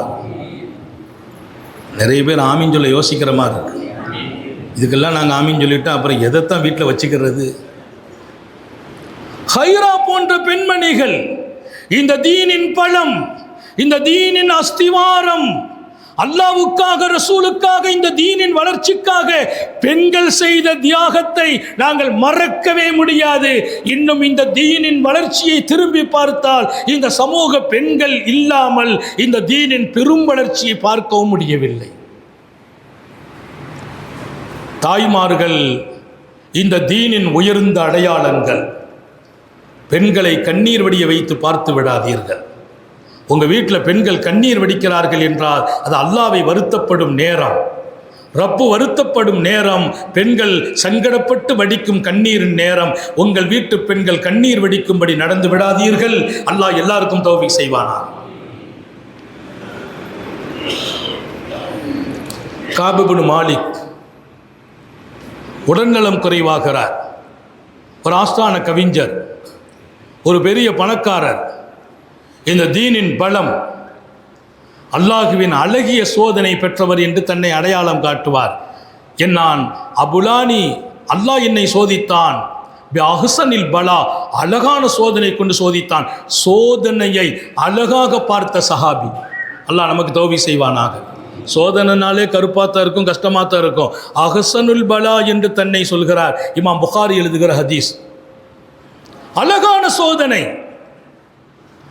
அந்த காபு சோம் இல்லாமல் படுக்கிறாங்க. காபு பின் மாலிக் சோகம் இல்லை. அவங்க படுத்த போது அவங்கள சந்திக்க வர்றாங்க சஹாபாக்கள். அப்போ காபு பின் மாலிக் எழுந்திரிச்சு உட்கார்ந்துட்டாங்க. சிரித்த முகத்தோடு சொன்னார்களாம், அல்லாஹ் எவ்வளவு அழகானவன். சோம் இல்லாமல் இருக்கிறாங்க. நல விசாரிக்க வந்தவங்கள்ட்ட சொன்னாங்களாம், அல்லாஹ் எவ்வளவு அழகானவன், அல்லாஹ் எவ்வளவு அழகானவன். என் உடலிலே நோயை கொடுத்திருக்கிறான், என் உடலிலே நோயை கொடுத்திருக்கிறான். என் பாவங்களை எல்லாம் அப்படியே கண்முன்னாலே உதிர்த்து காட்டுகிறான். உடலிலே நோயை கொடுத்தான், என் பாவங்கள் எல்லாம் உதிர்கிறது, கலண்டு போகிறது. இங்க நோய் எனக்கு மௌத்தை கொடுக்குமையானால் நான் மன்னிக்கப்பட்டவனாக அல்லாஹ்வை சந்திக்கிறேன், இந்த நோயிலிருந்து நான் விடுதலை பெறுகிறேன் என்றால் என்னுடைய உடல் எப்படி ஆகும்? தமன் ஹைரம் மின் தமிஹி ஓ ஜசதன் ஹைரம் மின் ஜசதிஹி ஓ லஹமன் ஹைரம் மின் லஹமிஹி.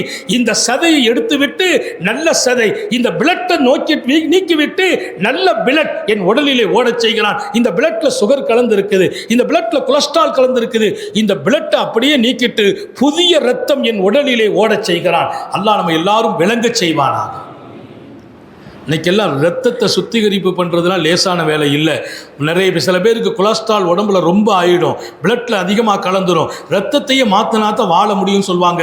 ரத்தத்தை மாத்திர சிகிச்சை பெரிய சிகிச்சை, அதுக்கு பல வகையான பொருளாதார தேவைகள், உடலையும் பாதுகாக்கணும். ஆனால் இங்கே ஒரு மனிதனை அல்லாஹ் மேம்படுத்தும் போது நோயை கொடுத்து அந்த நோய்க்கு பின்னால் அவன் பொறுமையாக இருக்கிறானா என்று பார்க்கிறான். பொறுமையாக இருந்து விட்டால் அல்லாஹ் அவனை மன்னித்து விடுகிறான். வாழ்வதாக இருந்தால், மௌத்தாகுவதாக இருந்தால் மன்னிக்கப்பட்ட நிலையில மௌத்து வந்துடும். அப்ப ஈமானுடைய மௌத், சொர்க்கவாசியா மௌத்தாகிறார்.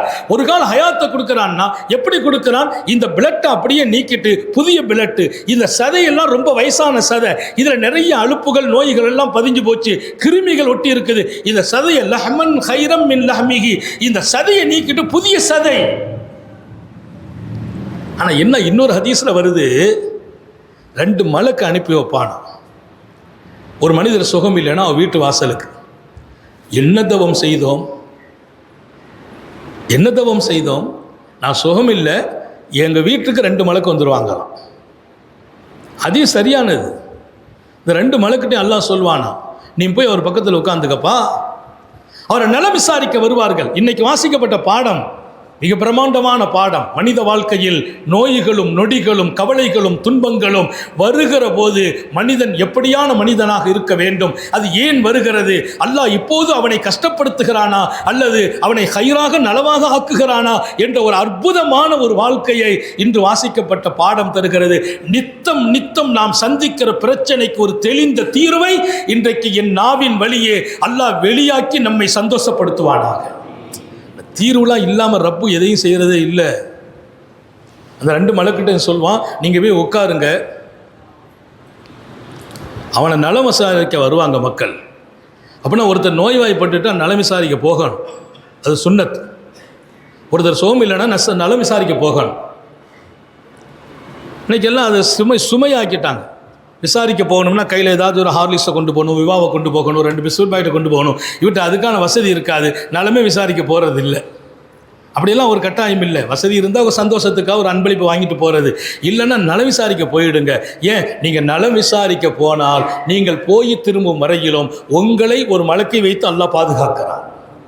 உங்களுக்கு பெரிய பாக்கியம். அதை விட இன்னொரு செய்தி ரசூல் சொல்கிறாங்க, நலம் விசாரிக்க போனால் நீங்கள் போன உடனே நோயாளிகிட்ட சொல்லுங்க, எனக்காக துஆ செய் என்று சொல்லுங்கள். நம்ம போன உடனே அவருக்கு தான் துஆ செய்ய சொல்வார். ஏன்னா அவர் அந்த கண்டிஷனில் இருக்கிறார், துஆவுடைய தேவையில் இருக்கிறார். பெருமானார் ஸல்லல்லாஹு அலைஹி வஸல்லம் ரொம்ப யோசிக்கிற வார்த்தையை தான் சொல்வாங்க. நீங்கள் போயிட்டா நோயாளிகிட்ட போய் சொல்லுங்கள், எனக்காக துஆ செய்யுங்கள் என்று சொல்லுங்கள்.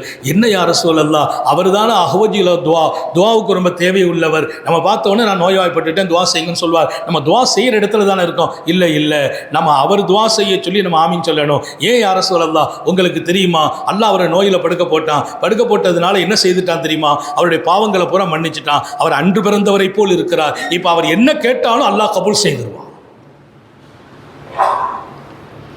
நோய்வாய்ப்பட்டவர்களுக்கு சொல்கிறேன், உடலால் சோதனைக்கு ஆளானவர்களை சொல்கிறேன், ஒரு பெரிய பாக்கியம் கொடுத்தான் அல்லாஹ். நீங்கள் இப்போது கையேந்துங்கள், அல்லாஹ் கொடுத்தே தீருகிறான். நீங்கள் கண்ணீர் வடியுங்கள், அரிஷை போய் அந்த கண்ணீர் தட்டும். அவன் கொடுத்த நோயினுடைய பரக்கத், நீங்கள் கையேந்தும் நசீபு பெறுகிறீர்கள். அந்த கையேந்துதலில் கேட்கிற அனைத்தும் கொடுக்கப்படுகிறது.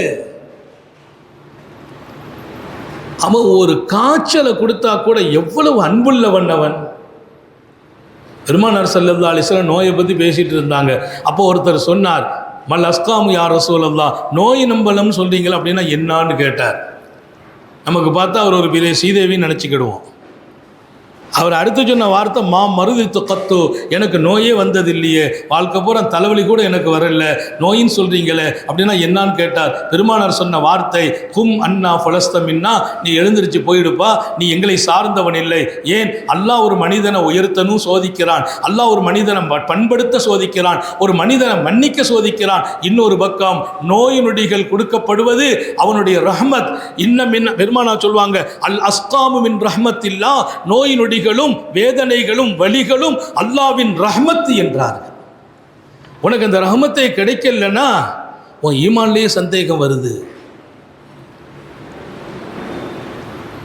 அதனால நோயை தாண்டு கேட்கலாமா? கூடாது. நோயை கூடு, கேட்பது ஹராம். நோய் வந்தால் அல்லாஹ்வை வருத்தப்படாதீர்கள். நோயை கேட்பதற்கு அனுமதி இல்லை. மௌத்தை கேட்கலாமா? ரொம்ப கஷ்டமாக இருக்குதுன்னு மௌத்தை கேட்கலாமா? மௌத்தை கேட்காது. லா தஸ்அலுல்லாஹல் மௌத், அல்லாட்ட மௌத்தை தான் கேட்கக்கூடாது. சரி, ரொம்ப கஷ்டமாக இருக்குது, மௌத்தானா தாவல்லியான்னு ஆசைப்படலாமா? ஒல்லா தத்தமன்னவுல் மௌத், மௌத்தை ஆசையும் படக்கூடாது. எந்த ஒரு கஷ்டத்தையும் தாங்க முடியவில்லை என்று மௌத்தை கேட்காதீர்கள். மௌத்தானா நல்லா இருக்குமே என்று ஆசையும் படாதீர்கள். ஏன் தெரியுமா? நீங்கள் வாழ்வதுதான் பாக்கியம் மௌத்தாகுவதை விட. நீங்கள் வாழும் ஒவ்வொரு நிமிடமும் பாக்கியம். உங்கள் அந்தஸ்து உயர்த்தப்படும், அருள்கள் குறைந்து கொண்டே இருக்கும். நாளை மறுமை சொர்க்கத்துக்கான தயாரிப்புகளில் இருந்து கொண்டே இருக்கிறீர்கள். அப்படி நீங்கள் வாழ்றதான பாக்கியம். மௌத்தா பாக்கியம். மௌத்து வந்தால் ஏற்றுக்கூடாது, மௌத்தை தான் கேட்கக்கூடாது. எந்த ஒரு நோயிலும் எந்த கஷ்டத்திலும் அல்லாட்ட மௌத்தை கேட்காதீங்க. அப்ப என்ன கேட்கணும்? ஆரோக்கியத்தை கேளுங்கள். நோய்க்கு பரக்கத்து இருக்குது, நோய் ஒரு ரஹமத், நோயிலேயே இருக்கணும் ஆசைப்படாதீங்க. ஒரு நோய்வாய்ப்பட்டார். பட்டபோது முஹாஜிர் சஹாபி அவரை சந்திக்க வருகிறார். நோய்வாய்ப்பட்டவரை சந்திப்பதற்கு நபி பெருமானார் ஸல்லல்லாஹு அலைஹி வஸல்லத்தோடு ஹிஜ்ரத் செய்த சஹாபி ஒருவர் சந்திக்க வந்தார். சந்திக்க வந்த உடனே மர்ஹபாங்கிறார், உனக்கு சோபனம் உண்டாகட்டும். என்ன சோபனம்? என்ன சோபனம்? வாழ்த்து சொல்கிறார். எப்போ நீ நோயினப்படுத்திட்டியோ, சோமில்லாமல் ஆயிட்டோ, அப்போ உனக்கு 4 பாக்கியம் கிடைச்சி போச்சுன்னாங்க. எல்லாரும் ஞாபகம் வச்சுக்கணும். நோய்ங்கிறது ஆசைப்படுறது இல்லை, கஷ்டங்கிறது கேட்டெல்லாம் பெறக்கூடாது. வந்துட்டால் எப்படி நடக்கணும், நோய் வந்தால் இப்படி இருக்கணும், கஷ்டம் வந்தால் இப்படி இருக்கணும். அது வர்றது கூட உன் மீது உள்ள ரஹமத்தால் வருகிறது. உன்னை சோதித்து உயர்த்த போகிறான் அல்லாஹ், அல்லது மன்னிக்க போகிறான் அல்லாஹ். 4 பாக்கியம். ரஃபுல் கலமன், முதல் விஷயம், எழுதுகோள் உன்னை விட்டும் நீக்கப்படுகிறது. இனி நீ என்ன பாவத்தை அல்லாஹ் எழுதுறது இல்லை. நோய்வாய்ப்பட்டு நீ படுக்கிற போது உன் பாவம் எழுதப்படுவதில்லை. அல்லாஹ் நம்ம எல்லாருக்கும் அதுபட்ட நிலைகளை நம்முடைய நோய் வரும்போது நசீபாக்குவானாக. நோயில் மனசு உடையாத. ரஃபுல் கலம், அல்லாஹ் பேனாவை எடுத்துடுறான், இனி எழுதுகிற வேலை இல்லை உன் பேரில். 2வது, நீ ஆரோக்கியமாக இருந்தபோது என்னென்ன அமல் செய்த? டெய்லி ஒரு 5 ஜுஸ் குரான் ஓதணும்.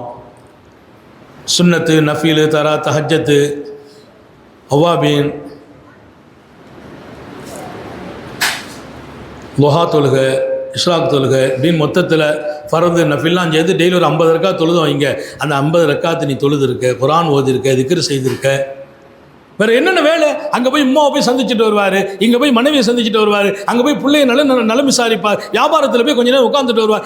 என்னவெல்லாம் நோய்வாய்ப்படுவதற்கு முந்தி நீ செய்தாயோ அத்தனையும் இப்போது நீ செய்யவில்லை, செய்ய வாய்ப்பில்லை, போக முடியவில்லை. ஆனால் அத்தனை காரியத்தையும் நீ செய்ததாகவே எழுதப்படும்.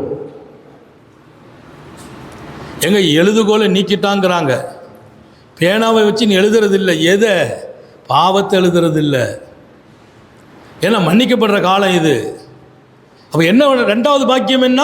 நீ என்னவெல்லாம் ஹயாத்தில் நல்ல காரியம் செய்தாயோ இப்போ நீ சோமில்ல பத்தியா, நீ செய்யவே முடியல, நீ செய்யல. 5 ஜூஸ் குரான் ஓதுன டெய்லி, இப்போ ஓதல்ல, 5 ஜூஸ் ஓதுனதாக எழுதப்படும். 5 பேரை போய் சந்திக்கல, வியாபாரத்து பற்றையில் போய் கல்லால் போய் உட்காரல, நீ உட்கார்ந்தா என்ன கிடைக்குமோ அது போல இப்போது உனக்கு கொடுக்கப்படும். அப்போ ஒன்று விளக்குறாங்க ரசூலுல்லாஹ் ஸல்லல்லாஹு அலைஹி வஸல்லம், ஆரோக்கியமாக இருக்கிற போது நிறைய நல்ல செயல் செய்யுங்கள், ஆரோக்கியமாக இருக்கும் போது நிறைய வாழ்க்கை வாழுங்கள்.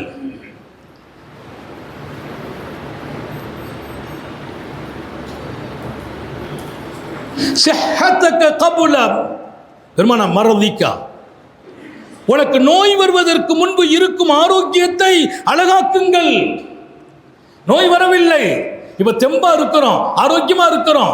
சிஹ்ஹதக கபுல மரதி, நோய் வரும் காலத்துக்கு முன்பாக இருக்கிற ஆரோக்கியத்தை நிறைய நல்லாமல் செய்யுங்க, நிறைய சேவை செய்யுங்கள், நிறைய இபாதத்து செய்யுங்கள், அதிகமாக குர்ஆன், அதிகமாக திக்ர், அதிகமாக உங்களுடைய வாழ்க்கையின் நற்பாக்கியங்கள் செய்யுங்கள். ஏன் நீ நோய் வரும்போது செய்ய மாட்டாய், நீ செய்ததாகவே எழுதப்படுவாய். நிறைய பேர் படுக்கையில் இருந்து கவலைப்படுவாங்க, அதில் இப்போமெல்லாம் என்னால் எழுந்திரிச்சு நடக்க முடியல, குர்ஆன் ஓத முடியல, சுன்னத் தொழ முடியல, ஒது கூட தங்குறது இல்லை, ஒது செய்து அடுத்த நிமிஷம் முறிஞ்சிருது. நான் சொல்கிறேன், நீங்கள் ஒன்றும் கவலைப்படாதே, சந்தோஷமாக இருங்க. ஏன்னா நீங்கள் நோய்வாய்ப்பட்டா பழைய வாழ்க்கையை நினச்சி கவலைப்படக்கூடாதுங்கிறதுக்காக அப்பவும் உங்கள் சந்தோஷம் இருக்கணும்னு அல்லாஹ் ஆசைப்பட்டான். அதனால் நீங்கள் செய்யாட்டாலும் செய்ததாக எழுதி சந்தோஷப்படுத்துகிறான். என் ரப்பு எத்தனை பெரிய அன்பாளன், எத்தனை பெரிய கருணையாளன். நான் நோய்வாய்ப்பட்ட போது கூட சந்தோஷமா இருக்கணும்னு ஆசைப்படுகிறான் என்றால் அவனுக்கு நிகர் இந்த மண்ணில் யார் உண்டு? யாராச்சும் உண்டா? 2 4 விஷயம்.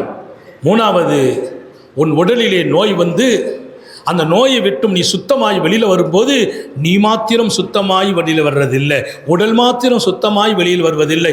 உடலுக்குள்ளே இரத்தத்துக்குள்ளே உணர்வுக்குள்ளே கலந்து நீ எத்தனை குற்றங்கள் பாவங்கள் செய்தாயோ அத்தனையும் உன்னுடன் உன் நோயுடன் வெளியாகி வந்து விடுகிறது. இப்போ நீ நோயை விட்டும் வெளியே வருகிறாய், குற்றங்கள் பாவத்தை விட்டும் வெளியே வருகிறாய். பாவம் இல்லாத மனிதன், அது ஒரு ஆள் 5 நாள் ஆஸ்பத்திரியில் இருந்துட்டு வந்துட்டாருன்னா இப்போ அவர் பரிசுத்தமான ஆளு. நோயை விட்டும் பரிசுத்தம், பாவத்தை விட்டும் பரிசுத்தம். 3 4வது ஒரு பெரிய பாக்கியம் என்ன தெரியுமா? இன் ஆஷ மக்ஃபூரா, இன் ஆஷ மக்ஃபூரா வ இன் மாத மக்ஃபூரா. இந்த நோயில் அவர் மரணித்தால் மன்னிக்கப்பட்டவராக சொர்க்கவாசியாக மரணிக்கிறார். இந்த நோய்க்கு பின்னால் வாழ்ந்தால் மன்னிக்கப்பட்டவராக வாழ்கிறார். வாழ்ந்தால் மன்னிக்கப்பட்டவர், மரணித்தால் மன்னிக்கப்பட்டவர். இந்த 4 பாக்கியம் உனக்கு கொடுக்கிற நோய்க்கு பின்னால், கஷ்டத்துக்கு பின்னால் அல்லாஹ் வைத்தான் என்றார் அந்த முஹாஜிர் சஹாபி. 2 மலக்கு பிடிச்சி அல்லாஹ் வீட்டுக்கு அனுப்புகிறான். எனக்கு தரப்பட்ட நேரத்தில் சரியாக முடிப்பேன். பொதுவாக நம்ம வந்துட்டால் கொஞ்சம் நேரம் கூட்டி தான் கொடுக்கறது. ஆனால் அவங்க கொடுத்த நேரத்தை நான் கரெக்டாகவும் எடுத்துக்கொள்வேன். ரொம்ப உயிரோட்டமான ஒரு செய்தி, எல்லாருடைய வாழ்க்கையிலும் பதிவாக வேண்டிய செய்தி. அல்லாஹ் இன்னைக்கு வியாபாரம் நல்லா ஓடும், நாளைக்கு கொஞ்சம் அப்படியே லாக் ஆகிடும். நம்ம தஹஜ்ஜத் தொழுது இருப்போம், இன்றைக்கி நிறைய துவா செய்திருப்போம், ஒரு 2 பேருக்கு சதகா கொடுத்துட்டு போவோம், இதுக்கு பின்னால் கயிறு நடக்கணும். ஆனால் இதெல்லாம் நான் செய்துட்டு போன பின்னால் ஏதாவது ஒரு கஷ்டமான நிலை ஏற்படும். இன்றைக்கி சுத்தமாக வியாபாரமே நடக்காது, நம்ம மனசு கஷ்டமாக இருக்கும். நம்ம சதகா கொடுத்தோமே, ஹஜ்ஜத் தொழுதோமே, சுபு ஜமாத்தோடு தொழுதோமே, கையேந்தினோமே, அல்லாஹ் இதைத்தான் பார்க்கறான். இவ்வளத்தையும் செய்துட்டு வந்த பின்னால் நான் உனக்கு இன்றைக்கி வியாபாரம் இல்லாமல் கஷ்டப்படுத்திட்டேன்னா அந்த கஷ்டத்தை பார்த்து என்ன மறக்கிறாயா, கோவப்படுகிறாயா? இல்லை, நான் சதகாலாம் கொடுத்தேன் தான், நான் ஹஜ்ஜத்தெல்லாம் தொழுதேன், சுபுலாம் தொழுதேன், அல்லாட கையேந்தி தான் வந்தேன், இதுக்கு பின்னாலே அவன் தரல, அவன் செய்தது தான் நல்லது என்று நீ சொல்கிறாயா? நான் செய்தது நல்லது என்று நீ சொன்னால் நாளை தினம் நான் கொடுப்பேன், யாரும் கொடுக்க முடியாததை கொடுப்பேன். யாரும் கொடுக்க முடியாது. அது கொஞ்சம் ஒரு சின்ன அல்லாஹ்வுடைய ஏற்பாடு, ஒரு சின்ன சோதனை. நீ எப்படி நடக்கிற அது அல்லாஹ்வுக்கு ரொம்ப பிரியம். ஒவ்வொரு தனி மனிதனையும் உயர்த்துவதற்கு அவன் கொஞ்சம் டச் பண்ணி பார்ப்பான், எப்படி இருக்கிறான். எல்லாம் நீ செய்துட்டு போயிருக்கோம். இங்கே ரொம்பலாம் வேண்டியதில்லை. காபத்துள்ளால கையேந்தி கண்ணீர் வெடித்து தவாப் செய்து ஹஜ்ஜுல் அஸ்வதை முத்தமிட்டு முல்தஸிம் நின்று அல்லாஹ் எனக்கு சாலிகான புள்ள பிறக்கணும்னு கேட்டுட்டு வந்திருக்குது. மனைவி குழந்தை உண்டா இருக்கிறாங்க, அந்த புள்ள பிறக்கும் போது மௌத்தாகி பிறக்குது.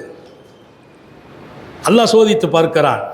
ஓ, காபாவில் கையேந்திட்டேன், முல்தஸிமில் துவா செய்துட்டேன், என் மனைவி கர்ப்பமாக இருக்கிறாங்க, அந்த நேரத்தில் நான் வந்து தவாப் செய்தேன், அல்லாஹ் இப்போ மௌத்தாயி பிறக்குது, அப்படியானால் நீ ரொம்ப அழகானவன், இதை விட சிறப்பான ஒரு வாழ்க்கையை தந்திருக்கிறாய். அடுத்தடுத்து அல்லாஹ் சாலிகான குழந்தைகளை அடுக்கடுக்காக கொடுத்தான். நடந்த வாழ்க்கை. அந்த நேரத்தில் நீ அவனை வந்து குறைபட்டு அவன் பிரியப்பட மாட்டான், அவனை குறை சொல்றது விரும்ப மாட்டான், அவன் மேலே வருத்தப்படக்கூடாது. அல்லாஹ்வை திருப்திப்பட்டு வாழ்கிற வாழ்க்கையில் நீ திருப்திப்படுகிற அளவிற்கு நீ திருப்திப்படுவாயே, அந்த அளவிற்கு கொடுத்து கொண்டே இருப்பான் அல்லாஹ். எங்கள் தாய்மார்களுக்கும் நான் சொல்கிறேன், அவன் கொடுக்கிற கஷ்டத்தின் போது உடைந்து விடாதீர்கள். ஏன் மீண்டும் மீண்டும் சோதனை என்று கேட்காதீர்கள். அவன் கொடுக்கிற ஒவ்வொரு சோதனைக்கு பின்னாலும் உங்கள் பாவங்கள் மன்னிக்கப்படுகிறது, அந்தஸ்துகள் உயர்த்தப்படுகிறது, இன்னும் உங்களுக்கு அல்லாஹ் நிரம்ப கூலி கொடுக்க போகிறான். இங்கே நான் இந்த பகுதியை முடித்து வருவேன். சர்க்காரை ஆலம் சுந்தர நபிகள் ஸல்லல்லாஹு 2 பேரை வீட்டுக்கு அனுப்புகிறான். அல்லாஹ் சொல்வானா, நீ கொஞ்சம் காது கொடுத்து கேட்டுக்கிட்டே இருக்கணும். உங்களை எதுக்கு அனுப்புகிறேன்னு தெரியுமா? அவனை உடல்நலம் சந்திக்க வந்தவர்கள் வந்துட்டு போகிற போது அவன் என்ன சொல்கிறான் அது கொஞ்சம் கேளுங்க. இஸ்மா மா கால் லில் அவ்வார், யார் நலம் விசாரிக்க வர்றாங்களோ அவங்களுக்கு இவன் என்ன பதில் சொல்கிறான்? நலம் விசாரிக்க வர்றாங்க, வந்து கேட்குறாங்க, எப்படி இருக்கிறீங்க? நல்லா இருக்கிறேன். எங்கே ஒரு 10 நாளாக பள்ளிவாசலுக்கே வரலையே? அல்ஹம்துலில்லாஹ், நான் வராட்டாலும் ரொம்ப மகிழ்ச்சியாக அல்லாஹ் நான் வச்சுருக்கான் அப்படின்னு அவன் என்னை பாராட்டுறானா? மலக்குமார்கிட்ட சொன்ன கேட்டு வச்சுக்கோங்க. இல்லை நான் வந்தவங்கள்ட்ட என்னை பற்றி குறை சொல்கிறானா? கேட்டு வச்சுக்கோங்க. அதெல்லாம் முடிஞ்சிட்டு மலக்குமார்கிட்ட கேட்டானா, எப்படி ரொம்ப ரொம்ப பாராட்டுறான் அல்லாஹ், இவ்வளோ கஷ்டப்படுறான், எழுந்திரிக்க முடியல, எழுந்திரிச்சா கீழே தள்ளுது, குடும்பத்தார்கள் கையை பிடிச்சி தாங்குறாங்க, அப்போதும் அவன் உட்காருமா அல்ஹம்துலில்லாஹ் சொல்கிறான். அல்லாஹ் ரொம்ப அழகாக நடக்கிறாங்கிறான், ரொம்ப பாராட்டுறான். அப்படியா, அவனுக்கு ஹயாத்தை கொடுத்தா நான் இன்ஷா அல்லாஹ் இப்படி ஹயாத்தை கொடுப்பேன். அல்லாஹ்வுடைய வார்த்தையை பற்றி அந்த மலக்கு சொல்கிறார். அல்லாஹ் சொல்வானா, நான் ஹயாத்தை கொடுத்தா எப்படி ஹயாத்தை கொடுப்பேன்? அந்த ரத்தத்தை பூரா புது ரத்தம் ஆக்கிடுவேன், சதையை புது சதையை ஆக்கிடுவேன். மாத்திரம் அல்ல, இனி அவர் வாழ்க்கையை புது வாழ்க்கையாக்கி விடுவேன். இனி அவர் உலகத்தில் செழிமையோடும் செழிப்போடும் மற்றவர்கள் பார்வையில் கண்குளிர்ச்சியாகவும் வாழ்வார். அல்லாஹ் எல்லாருக்கும் தௌபீக் செய்வானாக. ஒரு கால் மௌத்தானால் கேள்வி கணக்கில்லாத சொர்க்கம் நசீபா. துன்பங்களும் துயர்களும் வல்லவன் கொடுக்கிற அருட்கொடை என்ற வார்த்தை எத்தனை அர்த்தம் உள்ளது. எனவே ரொம்ப அழகாக வாழ வேண்டும். சாலிஹீங்கள் முன்மாதிரி அல்லாமா இப்னு ஹஜர் அஸ்கலானி இன்றைய தினம் நினைவு கூறப்பட வேண்டும் என்றும் சொல்லப்பட்ட ஒரு வார்த்தை. இப்னு ஹஜர் அஸ்கலானி அவங்களுடைய வஃபாத்து துல் ஹஜ்ஜில், அவங்க பிறப்பு ஷஅபானிலே அதிகமான ரிவாயத்துகளில் இருப்பினும் ரஜபை ஒரு நினைவாகவும் இங்கே எடுக்கப்படுகிறது. ஹிஜ்ரி 8ஆம் நூற்றாண்டில் வாழ்கிறார். மனித உலகத்தை திரும்பி பார்க்க வைத்த மாமனிதர் இப்னு ஹஜர் அஸ்கலானி. ஏன்னா அவங்களை இங்கே நினைவு கூறுவது ரொம்ப பொருத்தம். ஹதீஸு கலைதான் அவங்க மூச்சாக இருந்தது. ஹதீஸை எடுப்பதும் பரப்புவதும் தான் அவர்களின் கொள்கை. அல்லாமா இப்னு ஹஜர் அஸ்கலானி ஹிஜ்ரி 8ஆம் நூற்றாண்டில் பிறக்கிறார். 773 பிறக்கிறார். 773 பிறக்கிறார். ஆச்சரியம் ஆனால் உண்மை. பிறந்து 73 பிறக்கிறார். 74, 75, 76 3 ஆண்டுகள் பிறந்து 3 ஆண்டுகள் வாழ்ந்து தாயின் அன்பை அரவணைப்பை, ரொம்ப நல்ல தாய், பெருமிதப்படும் தாய், அந்த அம்மா பாலூட்டுவதிலிருந்து சீராட்டி வளர்த்ததிலிருந்து உலகம் அவர்களை நினைவு கூறும் வகையில் அந்த அம்மா வளர்க்கிறார்கள். தாய் முகம் பார்த்து தாயினுடைய அரவணைப்பை அவர்கள் ரொம்பவே ஏங்கி பெற்ற நேரம் 776, 773 பிறக்கிறாங்க. வரலாறு குறிப்பெல்லாம் ரொம்ப மனசில் வச்சுக்கிறணும், நம்ம பிள்ளைங்களுக்கு சொல்லி கொடுக்கணும். 74, 75, 76 தாயினுடைய பெரும் அன்பையும் நேசத்தையும் பெற்று தாயோடு ஒரு கனிவான நெருக்கம் பெறும் நேரம் 76, 3 வயது ஆனபோது அம்மா மௌத்தாயிட்டாங்க. இப்னு ஹஜர் அஸ்கலானியினுடைய அன்பு தாய் 76 வஃபாத். 776, 3 வருஷம். ஒரு பிள்ளை தாயினுடைய ஏக்கம், தாயினுடைய அன்பு 1 வயசு 1.5 வயசுல நான் சொல்லலை, 6 மாத குழந்தை கூட தாயோடு அதகா நெருங்கிட்டு வைங்கல, தாய் இல்லைன்னா அது தூங்காது. யார் அரவணைச்சாலும் உம்மா வந்தால் தான் அந்த அரவணைப்பு முழுசாக கிடைக்கும். 3 வயசில் முகம் பார்த்து பழகி பிள்ளைங்க ஒரு பெரிய விருப்பத்தில் இருக்கிற போது அந்த தாயின் மௌத்து கூட அந்த அம்மாவுக்கு அதை பெரிய மனசு இல்லாமல் தான் பிரியும். அதை பிரிஞ்ச அந்த மகன் தகப்பனார் ரொம்ப பெரிய சீதேவி. அவங்க என்ன செய்தாங்க, அவரை தூக்கி வச்சுக்கிட்டாங்க. ரொம்ப பரக்கத்தாக தன் மகனை தாய் இழந்துட்டாரு, நாம் அழகாக ஆக்கணும்னு நினைக்கிறாங்க. அல்லாஹ்வுடைய நாட்டமும் சோதனையும் எப்படி நடக்கணுமோ அப்படி நடக்கும். 776 தாய், 777 ஓராண்டு காலம் அழகான அரவணைப்பில் வைத்த அவர் தந்தை 777 அவரும் வஃபாத்தாகிறார். யதீமன் அபன் வ உம்மன். இப்னு அஸ்கலானியை பற்றி எழுதுவாங்க, தாயையும் தந்தையும் இழந்த அனாதை. 3 வயசில் தாயை இழக்கிறார், 4 வயதில் தந்தை இழக்கிறார். அல்லாமா இப்னு அஸ்கலானி எப்படி வளர்வனும், எப்படி வாழணும், யார் வளர்ப்பது, எப்படி பண்படுத்துவது. அவங்க தகப்பனார் ஒரு பெரிய சீதேவி.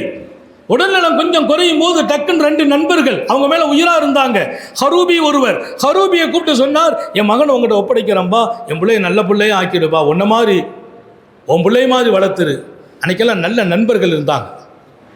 சொத்து சுகத்துக்கு ஆசைப்பட மாட்டாங்க, நண்பர்களுடைய வாக்குறுதியை காப்பாற்றுவாங்க. இப்போமெல்லாம் காலம் எப்படி போச்சுன்னா, நான் ரொம்ப வருத்தப்பட்டேன். சமீபத்தில் ஒரு நிகழ்வு, தகப்பனார் மூத்தாகும் போது தாய் 1 தந்தை 2, தம்பியை கூப்பிட்டு அண்ணன் கொடுத்து பையனை ஒழுங்காக பார்த்துக்கப்பாண்டு. தகப்பனார் மூத்தாகி கிட்டத்தட்ட ஒரு 6 மாதத்துக்குள்ளே தம்பிகிட்டேருந்து எல்லா கையெழுத்தையும் வாங்கிட்டு 6 மாதத்தில் தம்பியை வீட்டை விட்டு வெளியில் அனுப்பி வச்சுட்டான். அவனுக்கு வயசு 14 வயசு. என்ன செய்வான், எங்கே போவான், ரோட்டில் போய் படுத்தான். வீட்டில் படுக்க முஸ்லீம் குடும்பத்தில் பிறந்த புள்ள. தந்தை 1 தாய் 2. எப்படினாலும் என் சகோதரன் அவன், தந்தை வழி சகோதரன். அவன் கேட்கறான், இப்போவுமே இந்த கையெழுத்தெல்லாம் கேட்குறேன், எதுக்குப்பா, எல்லாம் நல்லதுக்கு தானேப்பா, நீ கையெழுத்து போட்டுட்டா நமக்கு வேலை சொத்துக்களை நம்ம பேரில் வச்சுக்கலாம்ல. இப்போ அவன் அவ்வளோதான், அவனுக்குள்ள அறிவு, சின்ன பிள்ளை தானே, வீட்டை விட்டு வெளியில் அனுப்புனதில்லை, அப்படியே போன்ட்டான். நீங்கள் இந்த வீட்டுக்குள்ளே வரக்கூடாது. அதுக்கு பின்னால் அவன் போய் ஃபோனுக்குன்னு பண்ணுறதுக்கு எல்லா ஃபோன் முகவரியும் க்ளோஸ் பண்ணிட்டாங்க. வீட்டுக்கு வந்தால் 1 மாதம் கழித்து தான் வீட்டுக்குள்ளே வர முடியுது. அங்கங்கே சுற்றி அவனுங்க காட்டில் கொண்டு தள்ளிட்டாங்க. உள்ளே வந்து பார்த்தா அந்த வீட்டில் வேறு குடும்பம் இருக்குது. அதுக்குள்ளே வீட்டையும் விற்றுட்டு வெளியில் போயிட்டான். மனித இதயமே இல்லாத மனிதர்கள் வாழ்கிறார்களா என்று யோசிக்கிற உலகத்தில் அல்லாமா ஹரூபி இடத்திலே தன் மகன் அஸ்கலானியை கொடுக்கிறார். என் பிள்ளையை கொஞ்சம் கவனிச்சுக்கப்பாண்டு. அவர் ரொம்ப அழகானவர், அழகாக பண்படுத்துகிறார், பக்குவப்படுத்துகிறார், வளர்க்கிறார். குர்ஆன் ஷரீஃபை ஓத சொல்கிறார். நினைவாற்றல் அல்லாஹ் கொடுத்தான். அல்லாஹ் ஒரு பிள்ளையை தேர்ந்தெடுக்குன்னு நினைக்கும் போது தாய் இல்லை தந்தை இல்லை, அது அனாதைன்னு சொல்லிட முடியாது. தாய் இல்லை தந்தை இல்லை, அல்லாஹ் நினச்சா எங்கே உயர்த்தணும் அங்கே உயர்த்தி வச்சிருவான். தாய் தகப்பனுடைய நல்ல துவா பிள்ளைங்களுடைய ஹயாத்து பூரா நீடிச்சிருக்கும். அதனால் உங்கள் பிள்ளைகளுக்கு நீங்கள் துவா செய்யுங்க. எந்த தாயும் தகப்பனும் பிள்ளைங்க கஷ்டப்படுத்துகிறாங்கன்னு பத்வா மட்டும் செய்திடக்கூடாது. ஒவ்வொரு பெற்றோர்களிடத்திலும் பிள்ளைங்க துவாவை ஆதரவு வைக்கணும். ஹரூபி எல்லா வகையான ஆற்றலையும் கொடுக்கிறார். இப்னு அஸ்கலானியினுடைய அந்த சின்ன பருவத்தை கொஞ்சம் பரிச்சை செய்கிறார். குர்ஆனை ஓதுப்பான்னார். அவர் சூரத்து மரியம் எடுத்து ஓதுனாங்களாம். அப்படியே பார்த்து ஓதி அன்னைக்கு சாயந்தரம் சூரத்துல் மரியமை குர்ஆனை மூடி வச்சு பாடம் கொடுத்தாங்களாம். காலையில் ஆரம்பித்து மாலைக்குள்ளால் சூரத்துல் மரியமை மனப்பாடம் செய்து முடிச்சுட்டாங்க. சூரத்துல் மரியமை ஒரே நாளில் ஹிஃப்து செய்தாங்க. அவங்க வரலாற்றில் தங்க எழுத்தால் பதியப்பட்ட செய்தி. பாப்பாவும் இல்லை, அம்மாவும் இல்லை, ஒரு அனாதை. சின்ன தந்தை பெரிய தந்தையால் வளர்க்கப்படலை, உடன்பிறப்புகளால் அல்ல, உறவுகளால் அல்ல, தந்தையின் நண்பரால். அந்த உணர்வை பார்த்து குர்ஆனை ஓத வைத்து அவங்க சீக்கிரமாக குர்ஆனை ஓதி மனப்பாடம் செய்து 9 வயசில் ஹாஃபிஸ் ஆனாங்க அன்னைக்கு காலத்தில். அதுக்கு பின்னால் அவருடைய இல்மு திறமை ஆற்றலை எல்லாம் பார்க்கிறார். 11 வயசு அவங்களுக்கு. ஹரூபி ஹஜ்ஜிக்கு போகிறார். மகனே நீ எங்கூட ஹஜ்ஜிக்கு வான்னு கூட்டு போகிறாங்க. அல்லாமா இப்னு அஸ்கலானியினுடைய முதல் ஹஜ்ஜி பயணம் 11 வயதில் துவங்கியது. எங்கள் தாய்மார்களும் இதயத்தில் பதிவு செய்யுங்கள். உங்கள் பிள்ளைகளுக்கு சாலிஹீன்களின் வரலாறை சொல்லி வளருங்கள். யார் இல்லாவிட்டாலும் அல்லாஹ் உன்னை உயர்த்த நினைத்தால் உன்னை யாராலும் கைவிட முடியாது. அல்லாஹ் உன்னை தூக்கி நிறுத்தினால் அதற்கு பின்னால் நீ யாருடைய தயவும் இல்லாமல் வாழலாம். உதாரணம் இப்னு அஸ்கலானி 11 வயது ஹஜ்ஜி, மக்காவுக்கு போகிறார், திருக்குரானை மனனம் செய்திருக்கிறார். அங்க போய் பெரிய பெரிய இமாம்களிடத்தில் தன்னுடைய மகனை போல் அறிமுகப்படுத்துகிறார்கள். என்ன பாக்கியம்! அந்த ஆண்டு அவங்க ஹஜ்ஜுக்கு போன ஆண்டு, அந்த ஆண்டினுடைய 6 மாதம் அங்கே தங்குறாங்க.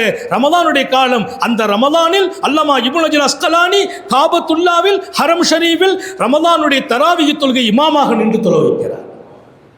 அல்லாஹ் நம்ம எல்லாருக்கும் நசீபாக்கட்டும். ஒரு பெரிய காரி, அவங்க கிராத்துக்கு உலகம் அடிபணிந்தது.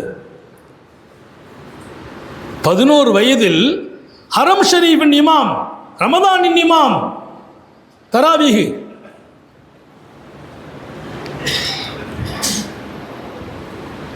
கிட்டத்தட்ட ஒரு 2 வருடம் முழுமையாக அங்கேயே செலவழிக்கிறார். காபாவினுடைய இமாம்களை, மக்காவினுடைய தலைவர்களை, மக்காவினுடைய அறிஞர்களை இவர்களுக்கு பழக்கப்படுத்தி ஃபிக்ஹுகளில், ஹதீஸுகளில் மிகுந்த ஆர்வம். இன்னும் அடுத்த ஒரு 3 வருடம் அவர்கள் ஊருக்கு திரும்புகிறாங்க. இவங்களுடைய 13 வயசில் ஊருக்கு திரும்புகிறாங்க. 14 வயசு இவருக்கு துவக்கம். ஹரூபியும் மௌத்தாகிறார். 2 நண்பர்கிட்ட ஒப்படைச்சாங்க. இன்னொரு நண்பர் அவங்களுடைய பொறுப்புக்கு போகிறாங்க. நான் ரொம்ப ஆச்சரியப்பட்டேன். அல்லாமா இப்னு ஹஜர் அஸ்கலானி, அல்லாஹ் எனக்கு ஒரு வாய்ப்பு கொடுத்தான். அவங்களுடைய ஜியாரத்துக்கு போயிட்டு வந்திருந்தேன். இப்னு ஹஜர் அஸ்கலானி ரஹ்மத்துல்லாஹி அலைஹினுடைய ஜியாரத்தில் போய் நின்று அவர்களுக்கு நான் யாசீன் ஓதி துஆ செய்தேன். துஆவை கொண்டு நோக்கம் அவங்க தரஜா உயர்றதில்லை, அங்கே போய் நின்னதால் என்னுடைய அந்தஸ்து அல்லாஹ் உயர்த்தினான். அல்லாஹ் நம்ம எல்லாருக்கும் தௌஃபீக் செய்யட்டும்.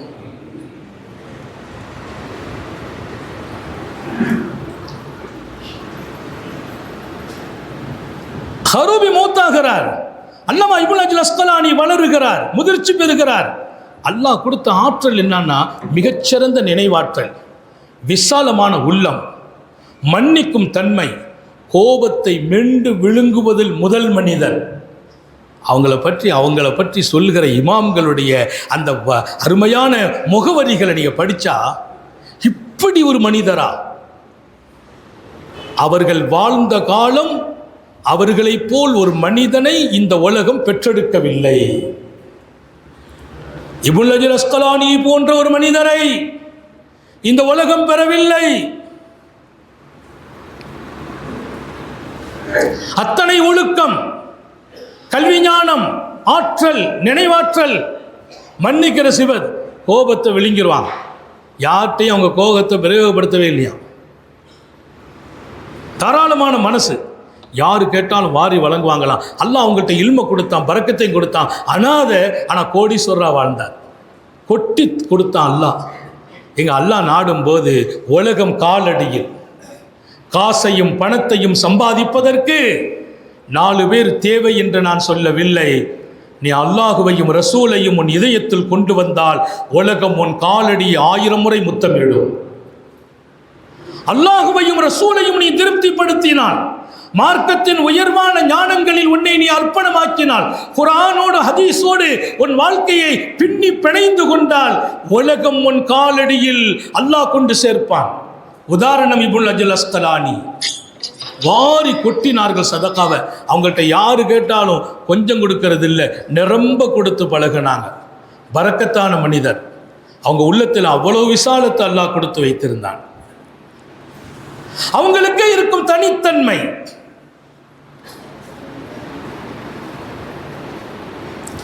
மாமன்னர் ஹாரூன் ரஷீதை பற்றி படித்தேன். கோபத்தை மெண்டு விழுங்கணுங்கிற அந்த வாழ்க்கையில் அவங்க சொன்னாங்க, நான் ரொம்ப ஆசைப்படுறேன்னா, நான் ரொம்ப ஆசைப்படுறேன். இந்த உலகத்திலேயே எனக்கு ஒரு ஆசை இருக்குது, ரொம்ப நாளாக இருக்குதுன்னா. நான் கோபத்தை விழுங்க ஆசைப்படுறேன், எனக்கு ஒரு ஆசை ரொம்ப நாளாக இருக்குது. மாமன்னர் ஹாரூன் ரஷீத் அவங்க ரசூலுடைய குடும்பத்து தொடரில் வந்தவங்க. எனக்கு ஒரு ஆசை இருக்குது, ரசூலுல்லாஹி ஸல்லல்லாஹு அலைஹி வஸல்லத்தை நேரடியாக பார்த்து, நபிகள் நாயகம் ஸல்லல்லாஹு அலைஹி வஸல்லம் இடத்துல நேரடியாக ஹதீஸை கேட்ட ஒருவர் இப்போ இருக்கணும், அவரை நான் பார்க்கணும், ஆசையாக இருக்குது, எங்கேயாவது இருந்தால் பார்த்து கொண்டு வாங்கலன்னா. ஆனால் அவர் சொல்கிற காலம் எல்லாத்துக்கும் கொஞ்சம் சிரிப்பாக இருந்துச்சு. ஏன்னா அவர் 170 ஹிஜ்ரி 170 ஆட்சியில் இருக்கிறார். ஹிஜ்ரி 170. ரசூல் ஸல்லல்லாஹு அலைஹி வஸல்லம் ஹிஜ்ரி 10 வஃபாத்து. பெருமானாருடைய வஃபாத்து, பெருமானார் எப்போ மக்காவில் மதீனாவுக்கு வந்து 10 ஆண்டு காலம் வாழ்கிறாங்க. மதீனாவுக்கு வந்தால் தான் ஹிஜ்ரி துவக்கம். பெருமானார் வஃபாத்தாகி 160 வருஷம் கழிஞ்சு போச்சு. அவர் சொல்கிறார், எனக்கு ஒருத்தரை பார்க்கணும், வாசிலா இல்லாமல். அவர் சொன்ன வார்த்தை என்ன? அவர் சொன்னார், அவர்கிட்ட கேட்டேன்லாம் சொல்லக்கூடாது, நான் ரசூலுல்லாஹ்ட்ட கேட்டேன் அப்படின்னு சொல்கிற ஆள் ஒரு ஆள் வேணும். பெருமானாரை நான் பார்த்தேன், உங்கள் ஹதீஸை சொன்னாங்க, நான் கேட்டேன். அப்படி ஆள் யாராவது இருந்தால் கொண்டு வாங்க, எனக்கு ரொம்ப ஆசையாக இருக்குதுன்னா. நிறைய அதிகாரிகளை போட விட்டால் அதிகாரிகள்லாம் போய் தேடுறாங்க. தேடுனா எங்கோ ஒரு இடத்துல ஒரு கிராமத்துக்குள்ள ஒருத்தர் இருக்கிறார். அவர் ரொம்ப வயசான ஆள். எப்படி இருக்கிறாங்க கிட்ட போய் பார்த்தா ஆள் பழுத்த பழம், முடங்கி உட்கார்ந்து இருக்கிறார். எழுந்திருக்க முடியல, நடக்க முடியல. அவர் அப்படியே ஒரு படுக்கையில் உட்கார வச்சு அப்படியே தூக்கி உட்கார வைக்கிறாங்க. அவரை போய் பார்த்தாங்க. அங்கே உள்ளவங்க சொன்னாங்களா, இவர் ரசூல் ஸல்லல்லாஹு அலைஹி வஸல்லத்தை பார்த்த ஆளுன்னாங்க. ரசூலுல்லாஹ் பார்த்தாலா உடனே கொண்டு போய் ஒரு பெரிய மெத்தையை வச்சு, அந்த மெத்தையில் சோபனை மாதிரி வச்சு, எப்படி ஒரு பராக்கை தூக்கிட்டு வருவோமோ அதை மாதிரி மேலே வச்சு தூக்கி கொண்டு வந்துட்டாங்க. பல்லாக்கில் வச்சு கொண்டு வந்த மாதிரி. அவர் நடக்கலாம் முடியாது, நிற்க முடியாது, கொண்டு வந்து வச்சுட்டாங்க. ஸல்லல்லாஹு அலைஹி வஸல்லத்தை பார்த்த ஆள் ஒரு ஆள் கிடச்சிக்கிட்டாருன்னா, மன்னர் குளிச்சு சுத்தமாகி பரதி ஓடி வந்து பார்க்குறாங்க. பார்த்துட்டு கேட்டாங்க, அல் ராய்த ரசூலுல்லாஹ்னு கேட்டாங்க. ரசூலுல்லாஹ் நீ பார்த்தாயா? ஆமான்னார். எப்போ பார்த்தீங்க? ஆனால் சின்ன புள்ள, எங்கள் தகப்பனார் என் கையை பிடிச்சி கூப்பிட்டு போனாங்க, முஹம்மது ரசூலுல்லாஹ்வுடைய தர்பாரில் என்னை கொண்டு விட்டாங்க. அப்போ நான் சின்ன புள்ள, ரசூலுல்லாஹ்வை நான் பார்த்தேன், ஸல்லல்லாஹு அலைஹி வஸல்லம் திருமுகத்தை சந்தித்தேன், அவங்க கூட உட்கார்ந்துருந்தேன், அந்த நசீஹத்தை கேட்டேன் அப்படின்னு சொல்கிறார். சொல்லிட்டு சொன்னார், அதுக்கு பின்னால் எந்த ஒரு முறையும் ரசூலை நான் பார்க்கல, அதோட ரசூலுல்லாஹ்வை நான் பார்க்கறதுக்குள்ளே மௌத்தாயிட்டாங்க. ஒரு தடவை தான் அந்த வாய்ப்பு கிடைச்சிச்சு. அது சமீத்த மின் ரசூலில்லாஹி ஷையா, ரசூல் ஸல்லல்லாஹு அலைஹி வஸல்லம் ஏதாவது ஹதீஸ் சொல்லியிருக்காங்களா, கேட்டிருக்கிறியா? அந்த நேரத்தில் உன் காதில் எது? ஆமாம், நான் அப்போது சொன்ன ஒரு ஹதீஸ் என் மனசில் அப்போவே நான் பதிஞ்சு வச்சுட்டேன்.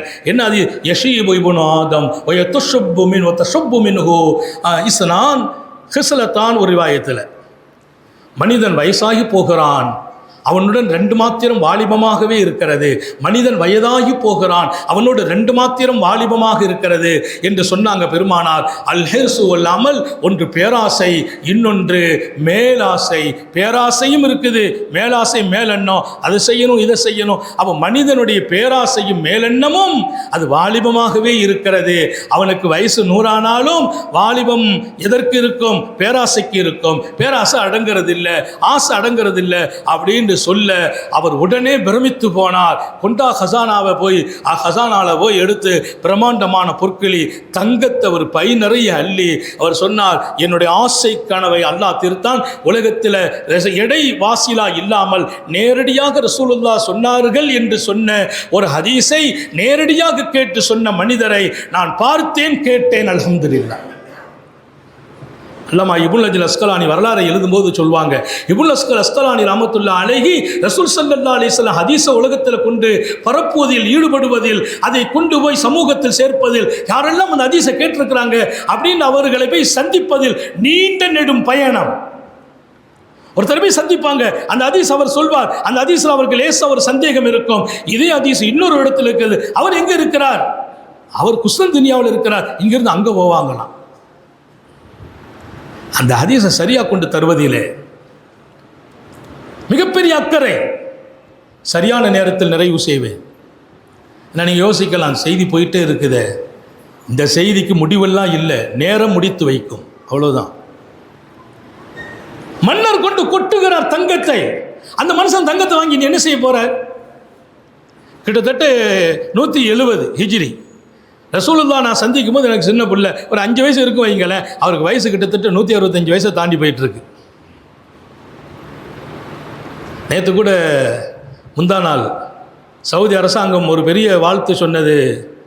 சவுதி அரசாங்கத்தில் என்றைக்கு சவுதி அரசு உருவானதோ, மன்னர் சவுதியில் இருந்து அடுத்தடுத்து வந்த அத்தனை மன்னர்களையும் சந்தித்த ஒருவர் நேற்றைய தினம் வஃபாத். அவர் 142 வயசு வாழ்ந்து மௌத்தாகிறார். 142 வயசு. சவுதியிலேயே மூத்த மனிதர் என்று அவருக்கு பாராட்டு. எல்லா மன்னர்களையும் சந்தித்தாராம், எல்லா மன்னரின் காலத்திலே வாழ்ந்திருக்கிறார். அவர் 102 வயசு. அவருடைய படத்தை பார்த்தா இன்னும் தெம்பா இருக்கிறார். நம்ம ஆட்கள்லாம் நீங்கள் பார்த்தீங்கன்னா 60-65லேயே ரொம்ப பலகீனமாகி முடியாமல் போய் ஒருத்தர் எனக்கு ஒரு ஃபோன் பண்ணார், ரமதான் வரவே இல்லை. ஃபோன் பண்ணி கேட்டார், ஹஜ்ரத் ரமதான் வருது, எனக்கு உடல்நலம்லாம் அவ்வளோ சரியில்லை, கொஞ்சம் வயசாகி போச்சு, பலகீனமாக இருக்கிறேன், நோம்புக்கு பகரமாக என்ன செய்யலாம்? நான் சொன்னால் ஒரு நோம்பை விட்டால் ஒரு மிஸ்கினுக்கு சாப்பாடு கொடுக்கணும், 30 மிஸ்கினா 30 நாள் நோம்பை விட்டால் 30 மிஸ்கினுக்கு சாப்பாடு கொடுத்துருங்க அப்படின்னு நான் சொன்னேன். சொல்லிட்டு கேட்டேன், ஹஜர் உங்கள் வயசு எத்தனை? 59 அப்படின்னார். 59 வயதில் முடியல, பலகீனம். அவர் கேட்டார், அனஸ் ரலியல்லாஹு தஆலா அன்ஹு கடைசி காலத்தில் நோன்பு பிடிக்க முடியாமல் இப்போ ஃபித்யா கொடுத்தா கேள்விப்பட்டேன். ஆமாங்க கொடுத்தாங்க. அனஸ் பின் மாலிக் ரலியல்லாஹு தஆலா கடைசி 2 வருஷம் அவங்களுக்கு நோன்பு பிடிக்க முடியல, உடம்பு பலகீனமாக இருந்துச்சு. அதனால் ஒரு மிஸ்கினுக்கு சாப்பாடு அடிப்படையில் 30 நாளைக்கு சாப்பாடு கொடுத்துட்டாங்க. ஆனால் அனஸ் பின் மாலிக் ஃபித்யா கொடுத்த வயசு எப்போ தெரியுமா? 117 வயசு வரைக்கும் நோன்பு பிடிச்சாங்க. 118 பிடிக்க முடியல, 19லையும் பிடிக்கல, அதுக்காக சதக்கா கொடுத்தாங்க. சில பேர் 117 118 அவங்க பிடிக்கல, 116 வயசு வரைக்கும் நோன்பு பிடிச்சாங்க. முதுமையில் அனசு நோம்பு விட்டாங்கன்னா முதுமைங்கிறது 65 வயசு அல்ல, 60 வயசு அல்ல, 45 வயசு அல்ல, 117 வயசு வரைக்கும் நோன்பு வைத்தார்கள் அனஸ் பின் மாலிக். இந்த ஹதீஸ் இமாம் புகாரி எழுதுகிறார். இந்த செய்தியை ஹதீஸு கீழே பாடமாக போடுறார். இன்னும் 4 நிமிடத்தில் நிறைவுபடுத்துவேன். தங்க குவியலை கொடுக்கிறார் மாமன்னர். அவர் அவ்வளோத்தையும் வாங்கிட்டு மன்னர் சொன்னார், இவரை தூக்கி கொண்டு வந்த இடத்துல விட்டுருங்கன்னு. மன்னர் ரொம்ப வாழ்த்து மரியாதையெல்லாம் சொல்லி அனுப்புகிறாங்க. அப்படியே அவர் அந்த வாகனத்தில் வச்சு மேலே தூக்கி அப்படியே சந்தூக்கமாக தான் தூக்கிட்டு போகிறாங்க. கொண்டு போகும்போது அவர் திடீர்னு கொண்டு போனவங்களை நிறுத்துங்கள்னு சத்தம் போட்டார். என்ன நிறுத்த சொல்கிறார்? நான் மீண்டும் இருக்க மன்னரை பார்க்கணுன்னார். இல்லைங்க, அரண்மனை விட்டு வெளியில் வந்தாலும் திரும்பலாம் அனுமதி கிடைக்காது. இல்லை நான் பார்த்தா தான் போவேன்னார். அவங்க சொல்கிறாங்க, அவர் எழுந்திரிச்சு வரும்போதெல்லாம் அந்த சத்தம் இல்லை, இப்போ இந்த தங்கத்தை கொடுத்த பின்னால் இவ்வளோ பெரிய சத்தம், கடுமையான சத்தம். உற்சாகமாயிட்டார்.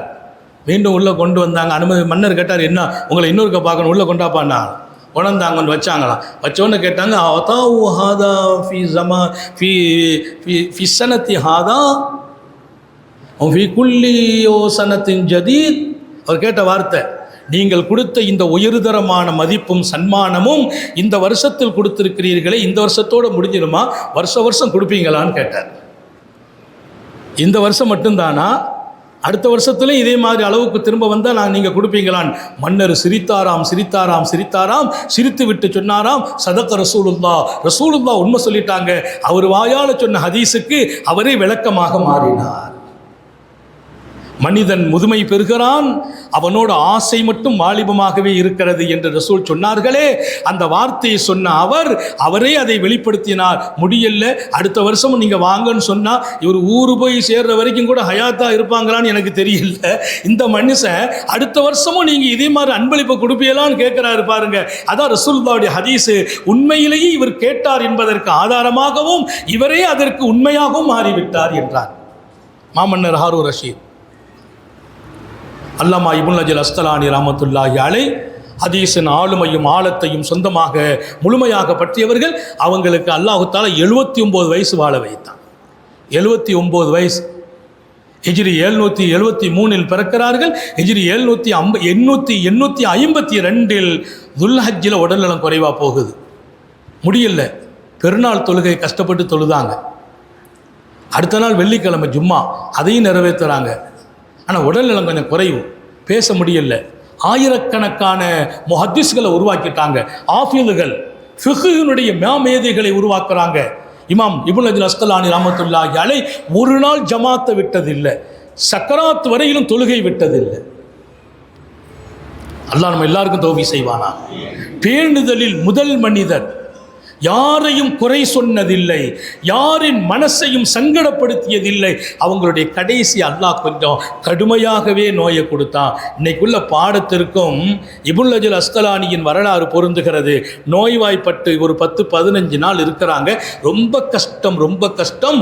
உடல் குன்றி போனது, பேச்சு குறைந்து போனது, செயல்கள் குறைந்து போனது, உணவுகள் குறைந்து போனது, அசைவுகள் குறைந்து போனது. நாளுக்கு நாள் மருத்துவம் செய்யப்படுகிறது. பெரிய ஆலிம்களும் காரிகளும் டாக்டர்களை புது மருத்துவர்களாக அழைத்து வருகிறார்கள். இப்படிப்பட்ட மாமேதை வாழ வேண்டும் என்று மருத்துவம் செய்யப்பட்டாலும் உடல் மருத்துவத்தை ஏற்றுக்கொள்ளவில்லை. நாளுக்கு நாள் நோய் அதிகமானது, ஆரோக்கியம் குன்றியது. ஒரு நாள் சாப்பாடு நின்று போக, குடிக்க தண்ணீர் கொடுத்தார்கள், குடிக்க முடியவில்லை. அவங்க கேட்ட துவா கோல்டு எழுத்துக்களால் எழுதப்படுது. 2 வார்த்தை தான் அவங்க துவா. அல்லாஹும்மா கமா ஹர்ரம்தனி ஆஃபியதக் லா தஹ்ரிம்னி அஃப்வக். யா அல்லாஹ், இத்தனை டாக்டர்களும் இத்தனை மருத்துவர்களும் இத்தனை பெரிய உலமாக்களும் துஆ செய்தும் உன் கையில் இருக்கிற ஆஃபியத்தை நீ தர மறுத்து விட்டாய், தடை செய்து விட்டாய். கமா ஹர்ரம்தனி ஆஃபியதக். ஆரோக்கியம் என்பது டாக்டரிடத்தில் இல்லை, ஆரோக்கியம் என்பது துஆவில் இல்லை. துஆவுக்கு ஆரோக்கியம் கொடுக்கிற சக்தி உண்டு, மருத்துவத்திற்கு ஆரோக்கியம் கொடுக்கிற சக்தி உண்டு.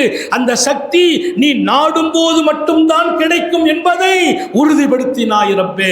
கமா ஹர்ரம்தனி ஆஃபியதக், உன் கையில் இருக்கிற ஆரோக்கியத்தை எனக்கு நீ தடை செய்து விட்டதை போல் லா தஹ்ரிம்னி அஃப்வக். கண்ணீர் வடிக்கிறாங்க, தாடி நனைகிறது. சொன்னார்களாம், ரப்பே ஆரோக்கியத்தை இந்த பாவிக்கு கொடுக்க மறுத்து விட்டாய், ஆனால் உன் மன்னிப்பை மட்டும் மறுத்து விடாதே ரஹ்மானே, உன் மன்னிப்பை மறுத்துடாதே ரப்பே. ஆரோக்கியத்தை நீ தடுத்தால் நான் மௌத்தாகி விடுவேன், உன்னை சந்திப்பேன். உன்னை சந்தித்த பின்னால் எனக்கு கை கொடுப்பதெல்லாம் உன் மன்னிப்பு தான் ரப்பே. ஆரோக்கியத்தை தடுக்கும் சக்தி உள்ளவனே, அதை தடுத்ததே போல் நீ மன்னிக்கும் சக்தியும் உன் கையில் இருக்கிறது, அதை தடுத்து விடாதே யா அல்லாஹ். நீ தடுத்தால் என் வாழ்க்கையே இல்லை யா அல்லாஹ், மன்னரையும் இல்லை ரப்பே, மறுமையும் இல்லை ரப்பே, என் மறுமை சுகமாகவும் இருக்காது ரப்பே என்று கண்ணீர் வடிக்க அவர்கள் பேசிய கடைசி வார்த்தையாகவும் அது ஆனது. அவங்க ரூ வெளிச்சமாக முகமெல்லாம் ஜொலிக்கிறது. யார் வந்து பார்த்தாலும் ஹயாத்தா இருக்கிறாங்க நினைக்கிற அளவிற்கு சந்தோஷத்தை கொடுத்து அல்லாஹ் ரூஹை பிரித்தான். வாய்மணக்க ஹதீஸை பேசியவர்கள், மிகச்சிறந்த முன்மாதிரியான மாமனிதர் அல்லமா இப்னுல் ஹஜர் அஸ்கலானி அவர்களையும் இன்று நினைவு கூறப்படும் நாளாக அல்லாஹ் ஆக்கியது. நிறைய பாடம் படிப்பின நமக்கும் இருக்கிறது. அல்லாஹ் கபூல் செய்வானாக. ரொம்ப நீண்ட நேரம் அல்லாஹ் பேச வைத்தான். அதை விட பெரிய பாக்கியம், கொஞ்சம் கூட சடைவில்லாது சோர்வில்லாது கவனம் திரும்பாமல் உங்களை கேட்க வைத்தான். இரண்டையும் செய்கிறவன் அவன். இந்த ரெண்டுக்கு பின்னால் நம்ம வாழ்க்கையை அழகாக்கி வைப்பானாக, இன்பமயமாக்குவானாக. அல்லாமா இப்னுல் ஹஜர் அஸ்கலானி நம்முடைய ஒவ்வொரு வீட்டிலும் பிறக்கச் செய்வானாக. நமது பிள்ளைகளுக்கும் நமக்கும் அந்த வாழ்க்கையை தருவானாக. மாநபி ஸல்லல்லாஹு அலைஹி வஸல்லம் சோதனைகளை, துன்பங்களை, கஷ்டங்களை அல்லாஹ் உங்களை பதப்படுத்துவதற்காக தரவில்லை, ரணப்படுத்துவதற்காக தரவில்லை, உங்களை கஷ்டப்படுத்துவதற்கு தரல. உங்க அந்தஸ்தை உயர்த்த தருகிறான், பாவத்தை மன்னிக்க தருகிறான், இனி உன்னை அவன் தேர்ந்தெடுக்கிறான் என்றார்களே. அந்த உண்மையை உணர்ந்து வாழச் செய்வானாக, கஷ்டங்களை நீக்குவானாக, வியாதியை குணமாக்குவானாக. தாங்கிக் கொள்ள முடியாத கஷ்டத்தை அவன் கொடுப்பதில்லை, ஆனாலும் நம்மால் தாங்க முடியாதது, நாம் தாங்க முடியாமல் போனதையும் அல்லாஹ் நிறுத்தி விடுவானாக. ஹயாத் வரையிலும் ஆஸ்பத்திரி வாழ்க்கையிலிருந்து பாதுகாப்பானாக, நம்மையும் நமது குடும்பத்தையும் பாதுகாப்பானாக, அதன் செலவு சிரமங்களிலிருந்து பாதுகாப்பானாக, முடங்கி விடாமல் படுக்கையில் விழுந்து விடாமல் பாதுகாப்பானாக. நம்முடைய வியாபாரங்களிலே பறக்க செய்வானாக, ரிசுக்கிலே பறக்க செய்வானாக, தொழில்துறைகளை விசாலமாக்குவானாக. கருணை உள்ள ரப்பு ஹயாத் வரையிலும் விசாலமான உள்ளத்தோடு வாழச் செய்வானாக. ரமதான் வருகிறது, இரக்கம் உள்ளவனே, அதை நாங்கள் அடைய வேண்டும். எந்த ஒரு காரணமும் எங்கள் நோன்புக்கு தடையாகி விடாமல் பாதுகாப்பாயாக. நீ கிடைக்கும் இடம், உன் அன்பு கிடைக்கும் இடம், உன் அருள் கிடைக்கும் இடம் ரமதானும் அதன் நோன்பும் இரவு வணக்கமும். அதில் எங்களுடைய பலகீனமோ முதுமையோ எங்களுடைய வியாதியோ எங்களை நோன்புக்கு தடையாக ஆக்கிவிடாமல் பாதுகாப்பாயா. எங்களுடைய வியாபாரத்திலே நிரம்ப ஹலாலை கொடுத்து பறக்க செய்வாயா. நாங்கள் பெற்ற பிள்ளைகளை கண்குளிர்ச்சியாக்கி வைப்பாயா. எங்கள் பிள்ளைகளின் கல்வியிலே பறக்க செய்வாயாக, ஈமானிலே, அமலிலே, ரிசுக்கிலே பறக்க செய்வாயாக. எங்கள் பிள்ளைகளுக்கு உரிய காலத்தில் பொருத்தமான ஜோடிகளோடு நிறைய ஆண் மக்கள், இளைஞர்கள் பெண் அமையாமல் இருக்கிறார்கள். நிறைய பெண் மக்கள் எங்கள் சகோதரிகள் மாப்பிள்ளை அமையாமல் இருக்கிறார்கள். இந்த புகாரி ஷரீஃபின் பறக்கத்தை கொண்டு கேட்கிறோம், பொருத்தமான ஜோடிகளை எங்கள் ஆண் பிள்ளைகளுக்கு பெண் மக்களை ஜோடியாக்கி தருவாயாக. எங்கள் பெண் மக்களுக்கு ஆண் மக்களை ஜோடியாக்கி தருவாயாக. ஆண்களை வைத்து பெண்களுக்காக ஏங்கிக் கொண்டிருக்கிறவர்கள், பெண் மக்களை வைத்து மாப்பிள்ளைக்காக காத்து கொண்டிருக்கிறவர்கள், ரப்பே நீதான் இரண்டு பேர்களுக்கு மத்தியில் பாலம், நீதான் இணைக்க வேண்டும். உன் சக்தி மகத்தானது. அவர்களை இணைத்து நல்ல பொருத்தத்தோடு ஜோடியோடு வாழச் செய்வாயா. எங்கெல்லாம் கணவன் மனைவி வாழ்க்கையிலே சந்தோஷம் இல்லையோ, திருமணத்துக்கு பின்னால் மகிழ்ச்சி இல்லாமல் சண்டையோடு இருக்கிறார்களோ, இந்த சபையின் பரக்கத்தை கொண்டு கேட்கிறோம். குடும்பத்தில் சண்டை இருந்தால் பரக்கத்து இருக்காது. கணவன் மனைவி மகிழ்ச்சியாக இருக்கணும், அப்போ தான் பிள்ளைங்க நல்லா இருப்பாங்க. அல்லாஹுவே பிரிந்து கிடக்கிற கணவன் மனைவியர்களை நீ இணைத்து வைப்பாயாக. சந்தோஷம் இல்லாதவர்களை சந்தோஷமாக்கி விடுவாயாக. மன்னிக்கிற குணத்தை எங்கள் மாப்பிள்ளமார்களுக்கு கொடுப்பாயாக, எங்கள் வீட்டு பெண்களுக்கு கொடுப்பாயாக. நீண்ட நெடிய நாட்கள் நோய் நொடிகள் இல்லாமல் உடல் ஆரோக்கியத்தோடு மனநிறைவோடு இன்பத்தோடு அல்லாஹுவை நின்று வணங்கி வழிபட்டு வாழும் நசீபையும் பாக்கியத்தையும் எல்லாம் அல்ல அல்லாஹ் உங்களுக்கும் எனக்கும் நம்மை ஈன்றெடுத்த தாய் தந்தையர்களுக்கும் நமது மனைவி மக்கள் உற்றார் உறவினர் யாவருக்கும் கொடுத்தருள் புரிவானாக. நமது உயிரினும் மேலான கண்மணி ஹாத்தமுன் நபியின் சர்காரை ஆலம் சுந்தர நபிகள் ஸல்லல்லாஹு அலைஹி வஸல்லம் அவர்களை கனவிலும் நனவிலும் கண்டுகளிக்கும் பெரும் பாக்கியத்தை அல்லாஹ் நம் எல்லோருக்கும் கொடுத்தருள் புரிவானாக என்ற நல்ல துஆக்களோடு உங்கள் எல்லோருடைய துஆவை ஆதரவு வைத்து கொடுக்கப்பட்ட நேரம் சரியாக 11:10 ஆகுவதால் என் வார்த்தைகளை நிறைவுபடுத்துகிறேன். வாஹிரு தஅவானா அனில் ஹம்துலில்லாஹி ரப்பில் ஆலமீன். அஸ்ஸலாமு அலைக்கும் வரஹ்மத்துல்லாஹி வபரகாத்துஹு.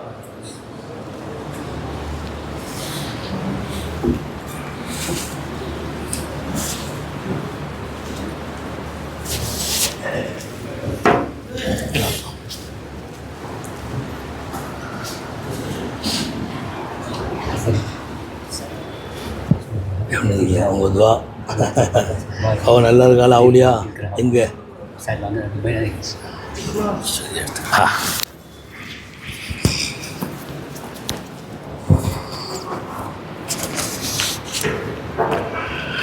அஸ்ஸலாமு அலைக்கும் வரஹ்மத்துல்லாஹி வபரகாத்து.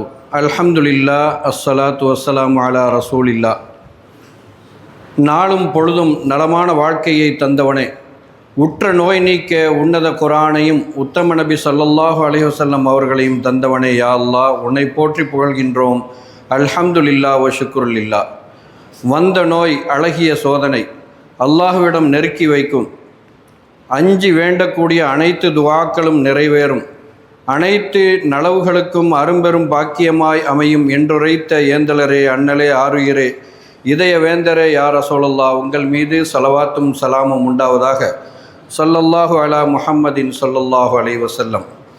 அகத்துக்கும் புறத்துக்கும் அருமருந்தாய் திகழும் அருமந்த திருக்கரந்தமாமல் ஜாமியு ஸஹீஹுல் புகாரி எனும் பரிசுத்த கரந்தத்தை அனுதினமும் ஓதி அரும்பயன் அடையும் புனிதமிகு மாமன்றம் மஜ்லிஸுல் புகாரி ஷரீஃபின் 99ஆம் ஆண்டின் இன்றைய நாள் ஹிஜ்ரி 1447 ரஜபு பிறை 23 13/1/2026 செவ்வாய்க்கிழமை விசேஷ நாளாகும்.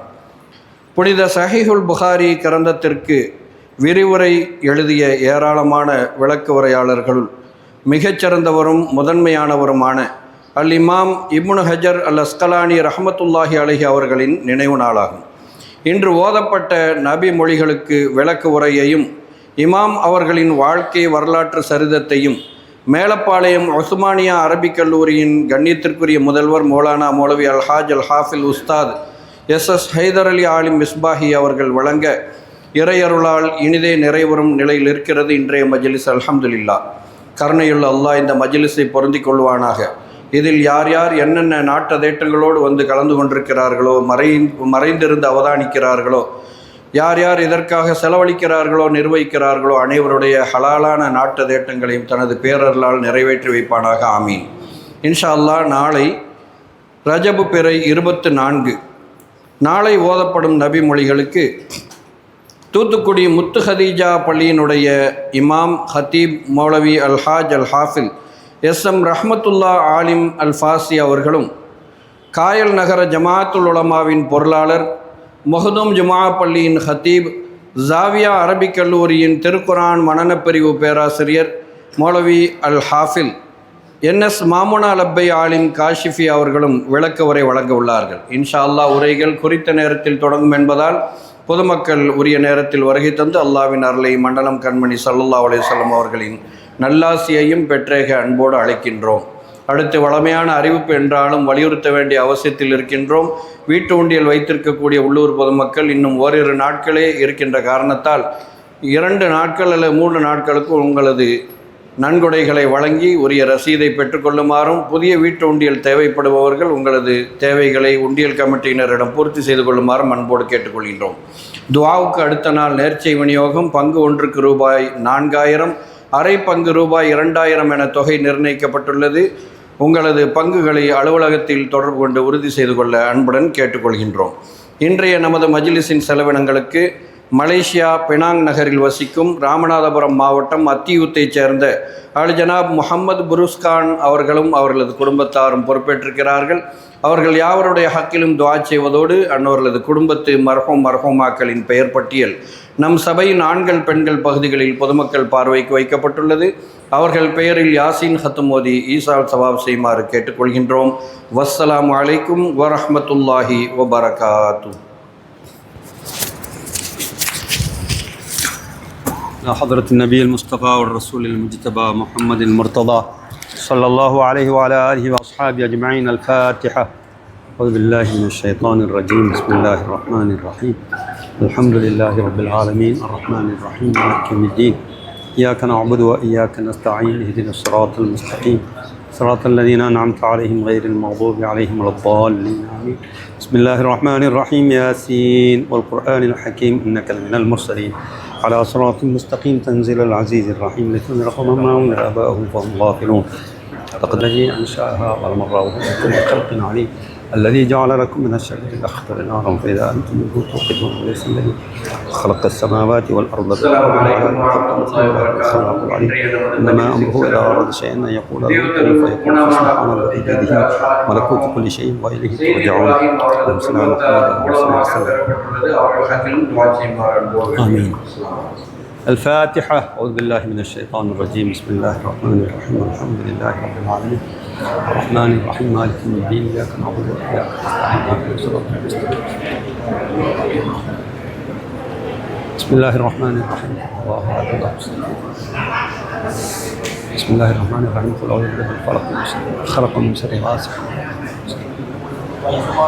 بسم الله الرحمن الرحيم. قل أعوذ برب الناس ملك الناس إله الناس من شر الوسواس. الحمد لله رب العالمين. اللهم صل وسلم وبارك وأنعم على سيدنا الجود والكرم وآله وصحبه وسلم. اللهم أنزل المقعد المقرب عندك يوم القيامة. اللهم صل وسلم على سيدنا محمد الناطق بالحق والداعي إلى الرشد والهادي إلى الصواب. حجته البالغة وبرهانه القوي ودعوته العامة. اللهم فكما شرفتنا بسماع حديثه القويم فاهدنا صراطه المستقيم. اللهم إنا قرأناه وسمعناه مقرين بالعجز عن الإحاطة بمعناه. اللهم فكما أكرمتنا بسماع ألفاظه وجعلنا من جملته وحفاظه. اللهم قرب إلى أفهامنا بعيد معاني ووفقنا للعمل بمقتضى ما ورد من الأحكام فيه وامتثال أوامره واجتناب نواهيه. اللهم إنا بك وبما جاء به هذا النبي مؤمنون وبما أخبرنا به من الغيب والوعيد مصدقون. فثبت اللهم بحرمة ذلك الإيمان والتصديق في قلوبنا واغفر ببركته جميع ذنوبنا. اللهم أوصل وبلغ مثل ثواب ما قرأناه من كلامك العزيز.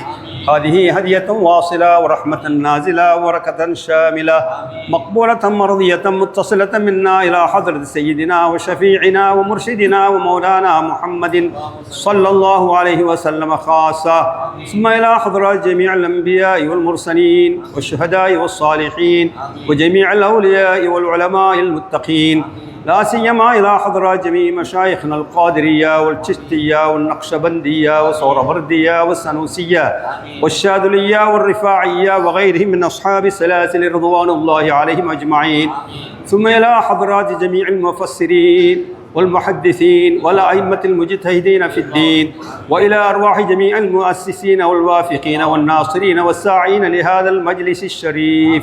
اللهم يا رب زدهم عزا وشرفا وتعظيما وتوقيرا. اللهم افض علينا من فيوضاتهم وافتح قلوبنا بفتوحاتهم ونور قلوبنا بأنوارهم وامددنا بمددهم يا رب العالمين.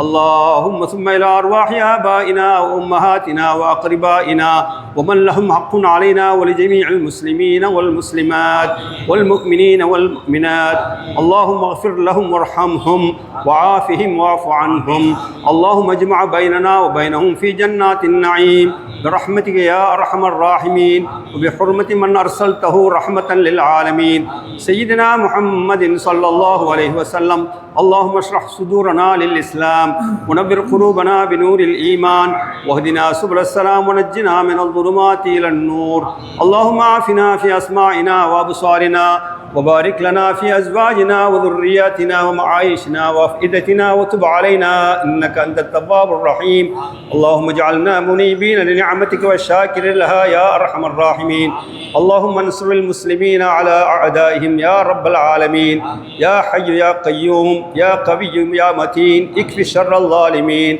اللهم انصرنا على من ظلمنا وعلمنا وعادانا يا أرحم الراحمين ربنا آتنا في الدنيا حسنة وفي الآخرة حسنة وقنا عذاب النار وقنا عذاب القبر وقنا عذاب الحشر وقنا عذاب المحشر وصل اللهم على نبينا وحبيبنا وحبيب ربنا محمد وعلى آله وأصحابه أجمعين سبحان ربك رب العزة عما يصفون وسلام على المرسلين والحمد لله رب العالمين سبحان ربك رب العزة عما يصفون وسلام على المرسلين والحمد لله رب العالمين آمين بفضل سبحان ربك رب العزة عما يصفون وسلام على المرسلين والحمد لله رب العالمين صلى الله على محمد صلى الله عليه وسلم صلى الله على محمد صلى الله عليه وسلم صلى الله على محمد يا ربي صل عليه وسلم.